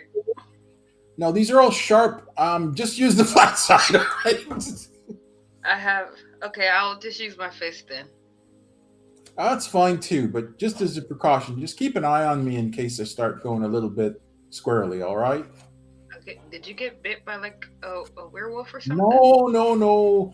I declined the bite and it was a bear. But no, that's Stern's thing. But no, I don't have like lycanthropy or anything. I just feel a little bit out of sorts just- lately. A little. Okay. So you're going crazy. No, Near and far are actually crazy. I- Olivier is a square. Irwina is about to have a mental breakdown, and Kelavar is just stuffing his face. that's about it, yes. That's about it? Yeah. Well, there's one more thing. All right. Well, I'm going to need a witness so I can give the prayer, but we can do that while we're walking along. Okay. Kelavar! We're heading back to the inn if you want to come along. Yeah, he'll just shove like the third roll in his mouth and go, all right, of course, and just tag along with you. Erwina comes out of the bathroom, but in the bathroom she has a moment where she focuses in on her magic, and out of the bathroom walks Erwina and a giant celestial polar bear out of this tiny bathroom, so it barely can get through. Oh my god. Like Winnie the Pooh, popped in, button everything pops out. Oh, there's Polaris. I wondered where he'd been. Dude. Oh. Yeah. Seems that I can summon him a little bit more. And look, he's more tangible and fluffy, and she just like gives her emotional support bear a hug. This is my bear. It's back. It's bad. I looked to Jinjak. Did I become the most stable person in the party? I feel like this is wrong. I feel like this is wrong. Well, yeah, sort of. No, we can't have this. No, I always thought I was the most stable person in the group. But, you're going crazy, and I'm not going crazy. I'm just having visions. And you all, as you're talking and walking, and it takes you a little bit of time, so you continue to ponder how Benji is currently marked as the most stable person in the group. Though Erwina the is now only riding thing- her bear. Yeah, Erwina in the front, riding the bear as it bobs back and forth through the town. You all arrive at the illustrious Snughaven, where all of you have spaces other than Benji. And walking up the stairs, these long stone stairway up into a double set of cathedral high doors open. Welcome back. I think, thank you for your consideration. We have a companion with us, so could you provide accommodation for her, please? I already took care of it. Ah, bless your heart, Olivia. I should have known. oh, Of course. that's so sweet of you. I get to stay with you tonight. That's so kind of you. No, you get your own room, your own bath, Okay. your own meal, your own drink, all your own. Yeah. Okay. I'll see you later. Do they make me stable my bear? Or is this the kind of eccentric place where you can bring your polar bear? Oh no, you can bring animal. Well, you got to think this is a magical presented location, so Mhm. you would see familiars, you would see conjured Okay, good. animals. Is everyone here? The 6 of you are there. Hmm. Ah, You're standing I'd in like to take a moment of prayer. grand room. Hmm. Please gather round. Polaris, pull out- get in on this. And I get out my alms box and I put it on the ground, flip it over, and then I stand on it. 2 of the goblins in the back corner are like, Oh, come on over! What's he I'll doing? share the word with you. the 2 attendants that you saw the last couple times. One of them is a previous, the other one's a new guy. But they're prestidigitating some of the dirt away from the ground that you stepped on. He goes, us too? Everyone's welcome. Oh, okay. And he comes over and sits on a chair. I call upon a blessing of the goddess, and I put a hang on. Yeah, I'll use guidance on myself. Okay.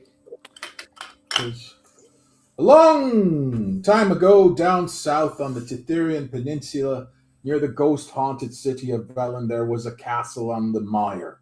Castle Bold, it was called, and it was the domain of House Bold, a house of brave and noble knights, with the sigil of a lion and a big sword on their shield. One day, a strange, scaly dragonel dropped a scroll on Castle Bold. Contained within was a message from an ancient worm named Fokalon, called Fokalon the Dreadworm. Empty our castle of all your gold, silver, and other precious things, and leave it in the green field. I will come in 3 days to collect. My tribute is not there, I will end you. And then I continue the story for 10 minutes. Okay, before you do that, Jinjack, please roll me a d4.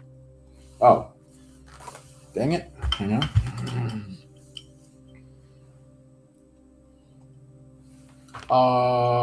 Dice. Where's the dice? Oh, I found it. Okay. And 1d4. Here you go. I rolled a 4. Okay, no, you're good. Keep going.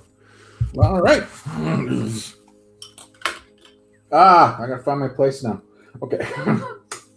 And I finished the story. The melted remnants of the castle were still smoldering. Nothing remained of House Bold, as they had all been eaten, incinerated, and slain by Fokalon. They did not plan. They did not prepare. They just decided to fight with honor, and so they died with honor. The moral of this is being bold is fine and good, but be smart too. Be smart. Be bold. Blessings of the goddess be upon you all. May Shantea watch over you in all your days. That's 10 points. Yeah. For everyone. Well, I could do up to 7 people. So I think that's us and Trovis. Trovis isn't here, but All right. I'll get one of the attendants. randomly- I'll pick You the can give seven. it to the bear! The bear! Fine, I'll give it to the bear. Yes! So that's 10. And then I pull out a little piece of string and say, "The aid of the goddess be upon you." And I'm casting an aid spell on Benji, on Near and Far, and all right, the frontliners on Arwina. This Yeah. is, and I'm casting it at 4th level, 15 points. Ooh. Heck So you have a bonus Wow. of 25. And that is my use for 4th level cleric spells. Because a lot of them really suck. Or As very- as this For the happens, record, you It feel was that 3 targets, right? Sorry? It was just the 3 targets, right? You said near far just because I'm one person, but Yeah, it's 3 targets. It's still only 3 targets. So if there was a chance for a 4th, I wanted to make sure it went to somebody else because far only ever has the 1 hit point. But nope, looks like we're on the same page. Sorry. Yep. right. all right. So as you I'm assuming the wizard, the bard, and the cleric are not going to be running into. Have you seen the wizard? The wizard gets up front. Anyways. all right. So as you all take the chance to hear the prayer of the root of Shantea, and you gain the aid of Jinjak, you all are able to roam for the rest of the evening, gathering any resources you'd like, speaking to anybody. If you need to go back to the other, to the hotel, the accommodations where the speakers are presented on the other side of the street from the council hall. If Olivier needs to retreat to a safe house to speak with the Mistress Avarice or another individual. And for the evening, as a special, as you have arrived on a special day, the spa in the back of the hotel is open. Mm-hmm. Do with Spa that is- as you will. I can't deal with luxury. I'm going to go to the kitchen and see if I can help. Too much. I'm too stressed out by all this luxury. Or I'll just hang out in the kitchen and read the root. As you're sitting in this kitchen area, it is surrounding by goblins in here as they're all shuffling around in very nice presented suits, and some of them are cooking, some of them are cleaning, and the one kind of just finds you a spot on a crate next to it, and every once in a while they'll sit and they'll just kind of give you a tilted head look, and then just kind of keep on with their day. But you can rest there within the kitchen. Anybody else doing anything else? I think Erwina will go to the spa, but it's mostly so Polaris can play in like the big hot spring tub. Oh yeah. And Erwina kind of like just like hikes up her skirt and like kind of watches her bear swim, or swim as much as the bear can in the hot water. Yeah. Having a blast as he's finally back in the material plane after like months of her not being connected enough to magic to summon him. Mhm. And she kind of just like sits there and like will be kind of just chilling in a very dejected way. Yeah. So for a while there, Polaris will just kind of splash and move and get it all the way up to his head and just kind of pedal around.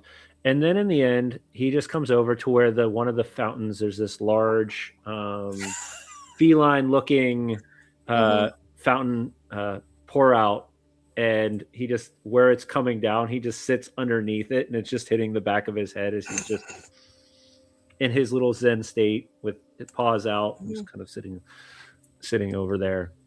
And I think kind of like the reason she's dejected is it just hit her that after not seeing her mother for a year, the most acknowledgement she got was a smirk from her mom. And like that feeling of just she's never going to be enough for her mother or her mother's people. So she's just going to be dealing with that in the hot tub. Okay. Benji, I think I want to go up to near and or far. One of them. Okay. Whoever I find first. Far, as long as Far hasn't been banished, it can never be further than 30 feet. So if you talk to one of us, odds are the other's going to walk over. Okay, so I'll go up to near.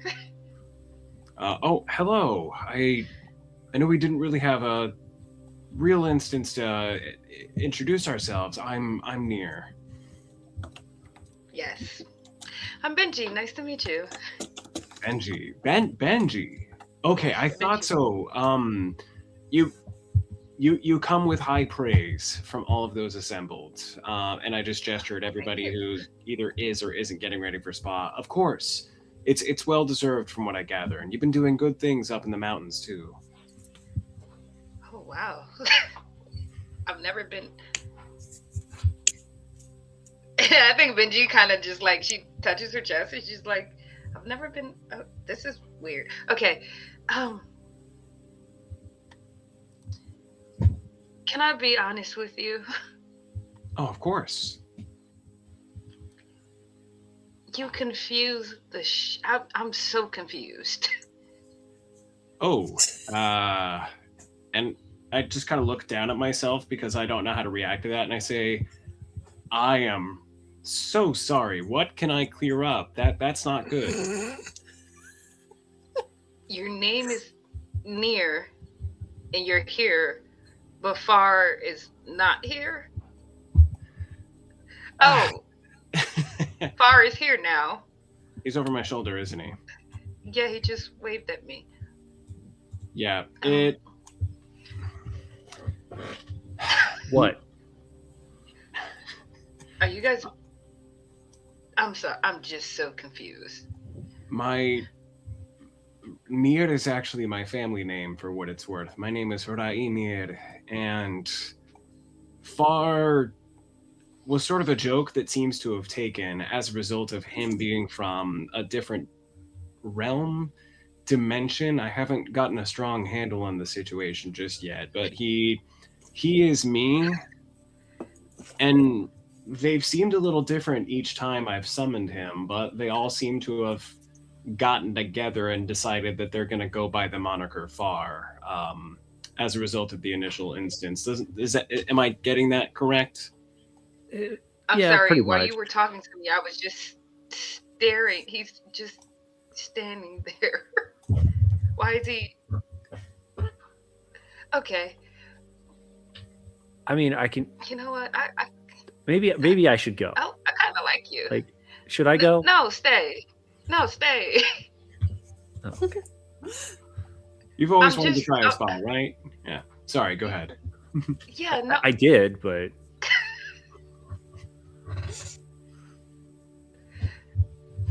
yeah, let's go hit the concept spa. That we'll relax in the spa. How about that? is- all right. Okay. Yeah. Bye. I mean, we don't get. No. You come with. Oh, okay.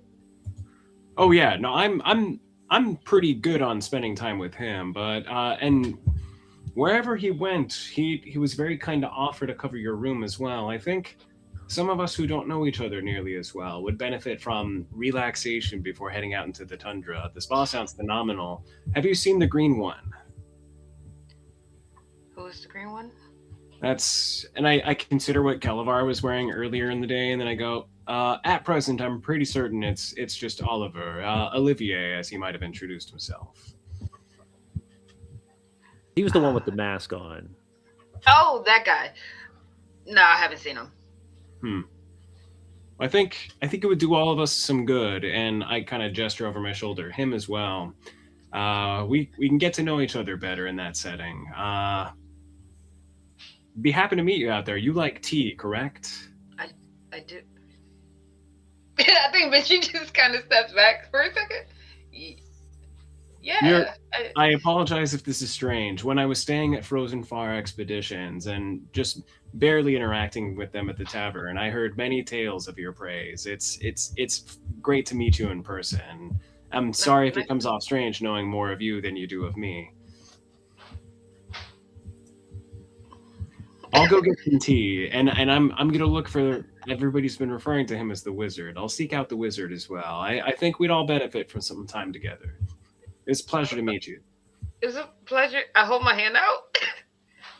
And then I kind of cross it to shake both their hands. I like her. She's pretty good, Like huh? you too. Yeah, you guys are chaos. And I'm gonna like that. I'm gonna like, you know what? I like you too.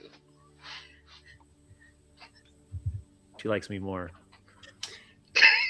I think that was implied. I don't know why you had to say it. And he goes to walk. Benji walks. So he She tries walks to to the keep up spa. with you, forgets that he can't go 30 feet away, and poofs away as you're walking into the spa. We'll bring him back if he's needed. Okay. All right. Okay. Well. Benji, the Well- water's great. Oh. Well. Oh. Yeah. Benji starts to strip. Full in Goliath motion, just whoop. Just yeah. She's been living with the Goliaths for a while now, so she has a lot of their mannerisms. She Mhm. does not care. Yeah. As you. And I think. Oh, I'm Oh sorry. no, go for it. I was gonna say, and near as she begins to strip, you see she is covered in tattoos, and they're kind of if you look hard enough, Hmm. you can kind of see an outline of a bear, uh, and they kind of shift and move. Ooh. Cool.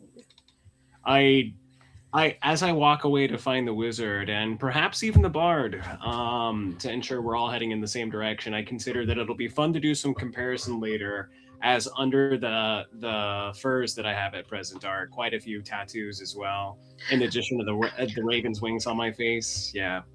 Yeah, I'm gonna Speaking like of you. speaking of our bard, what is Mhm. the illustrious Kelevar who enjoys luxury out of more than any of them in here? What is he doing? So he'll first go back up to his room, strip down to nothing but his hat, his glasses, and some blue striped boxers, like so. He'll grab a towel from his room, flip it over his shoulder, and just walk all the way down to the spa. And about halfway down, he gets the idea, casts Silent Image, and is going to create a moose inflatable around his waist. Walks into the spa, all ready to go, sees Benji stripped down. He just kind of goes, "Hmm?"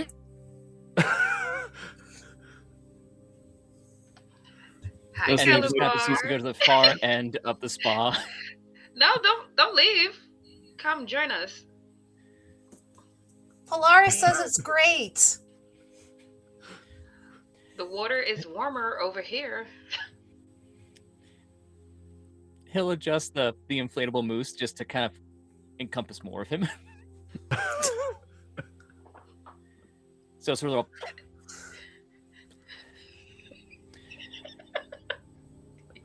As you all kind of are resting within this the spa,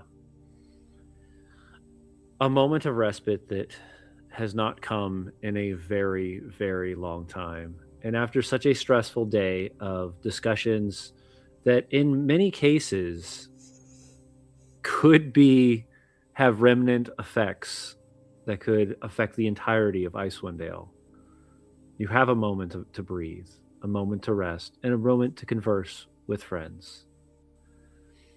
And we will pick up at the beginning of our next episode at the spa, giving them a spa day for the first portion before they head off to Kelvin's Cairn.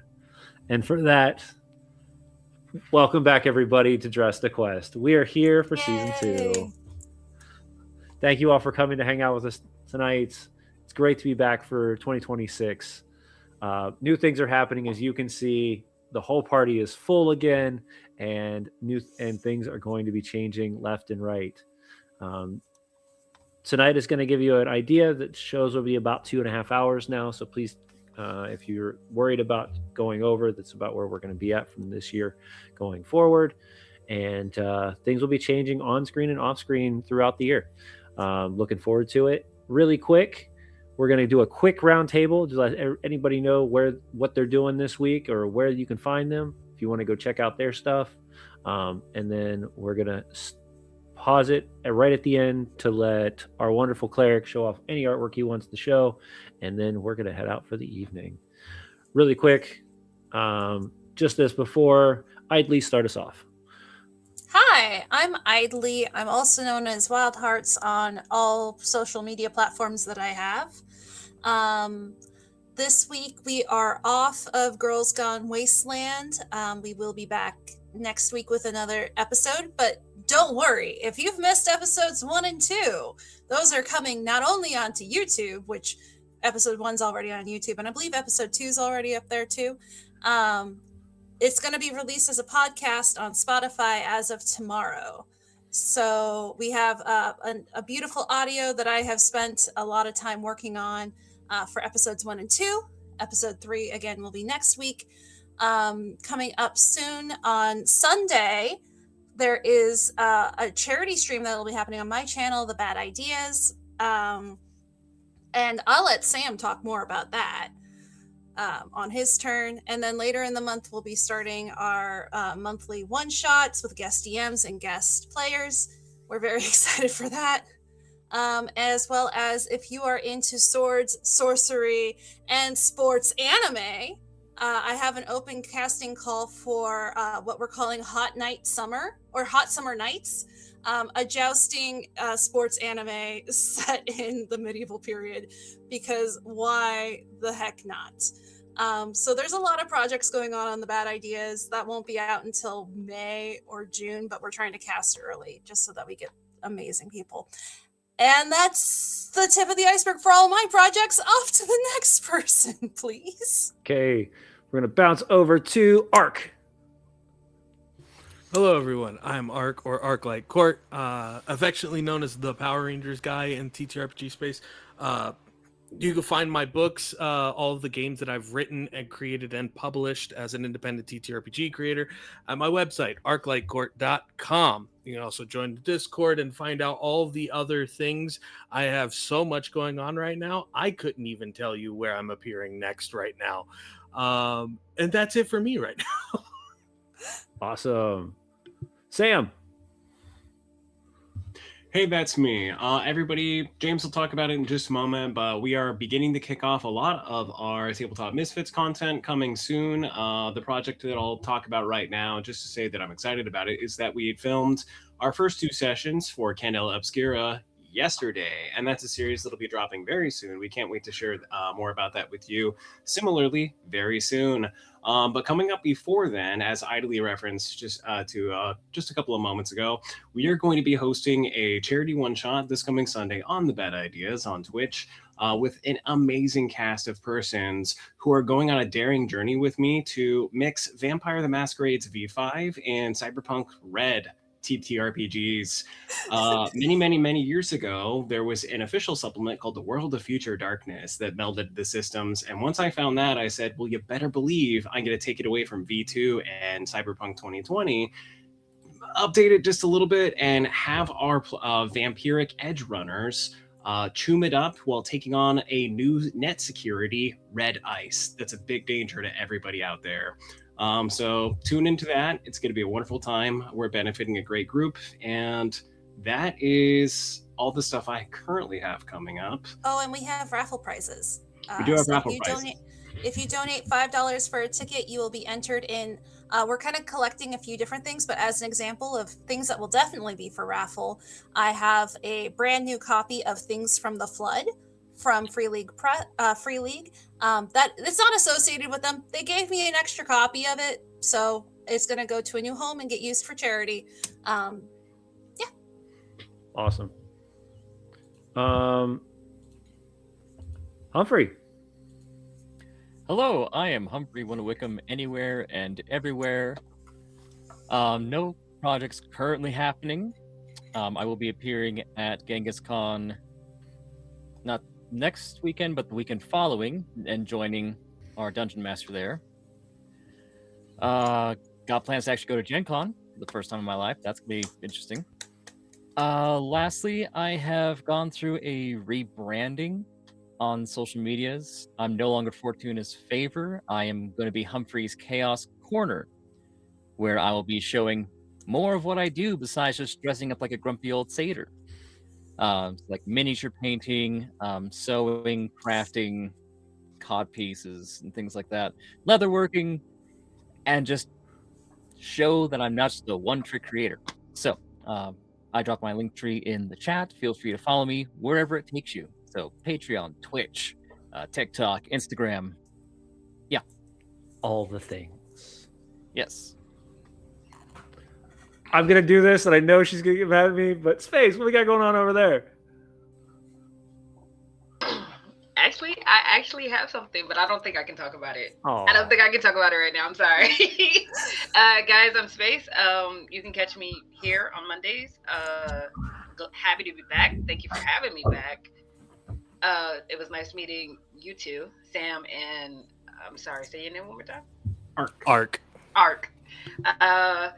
But yeah, I do have something going on. I just have to talk to Torrance about it. So I don't know if she wants me to speak. So Nope. yeah. No worries. And real quick, before we actually, you know what? Real quick, Jin Jack, what we got? What we got going on over there, Chris? Oh, let's see. We've got Erwina addressing the So good. Mm-hmm. My and, next giving update is them- getting a full version of giving him them- up on the screen. Mm-hmm. Yeah, she's giving them the finger. This one. Right. That finger, this finger, Mhm. this finger. And I don't was know. There were a couple times she was verbally doing this. so intrigued by avarice that I figured I'd draw her and Olivia together. Oh, that's how I see avarice from now on. Nice. I have a picture of Oh them my gosh, from she's so Icewind Dale, but gorgeous. that's much better. Mm-hmm. Yeah, and I'm you know that when Jin Jack says, "Oh, I got a bad feeling about her," that's just Jin Jack's way of saying, "I think she's hot." And Yo. so Jin Jack likes Oh my that girl. Mm-hmm. Deep down inside. It's okay, Jin Jack. It's Just okay. Just accept the Oh my demon. gosh. I got still have I'm still invisible on the internet, so don't look for me for the most part, unless you know me. And I think that's it. We're sort of I'm taking a break from the Fakes of Okarim campaign that I'm doing on GaryCon Live, but we might be moving that over to Chaotic Good Gaming, but I'll keep you posted. Awesome. We had a bit of a tragedy. Well, not. I'll tell you guys, but That's fine. We'll talk about it later. All right.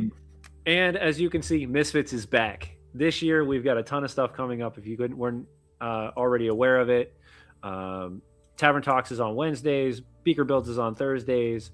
We're back every other Monday. Next Monday, when we will be our premiere episode of Candela Obscura at 8 p.m. Eastern Standard Time. And that is going to be awesome. We had a blast last night, and it was so much fun. And our Lightkeeper is incredible. Anyway, on top of that, we've got a lot of other shows kicking off. I'll be in Genghis-Con here in 2 weeks for running games out there in Colorado. And then right after that, we're going to be prepping for our next shows kicking off, which is going to premiere a brand new system that has not been shown here on the Misfits before as well, called Pendragon. And that is our Arthurian tale of what is happening after the fall of Arthur and the return of Mordred II. And I'll tell you more about that at another time because I can't spoil everything tonight. And for that point, stay warm. Have a good breakfast. And we'll see you guys all next episode of Dress to Quest. Good night. Stick around to raid. Stick around for we Yeah. raid. Good job.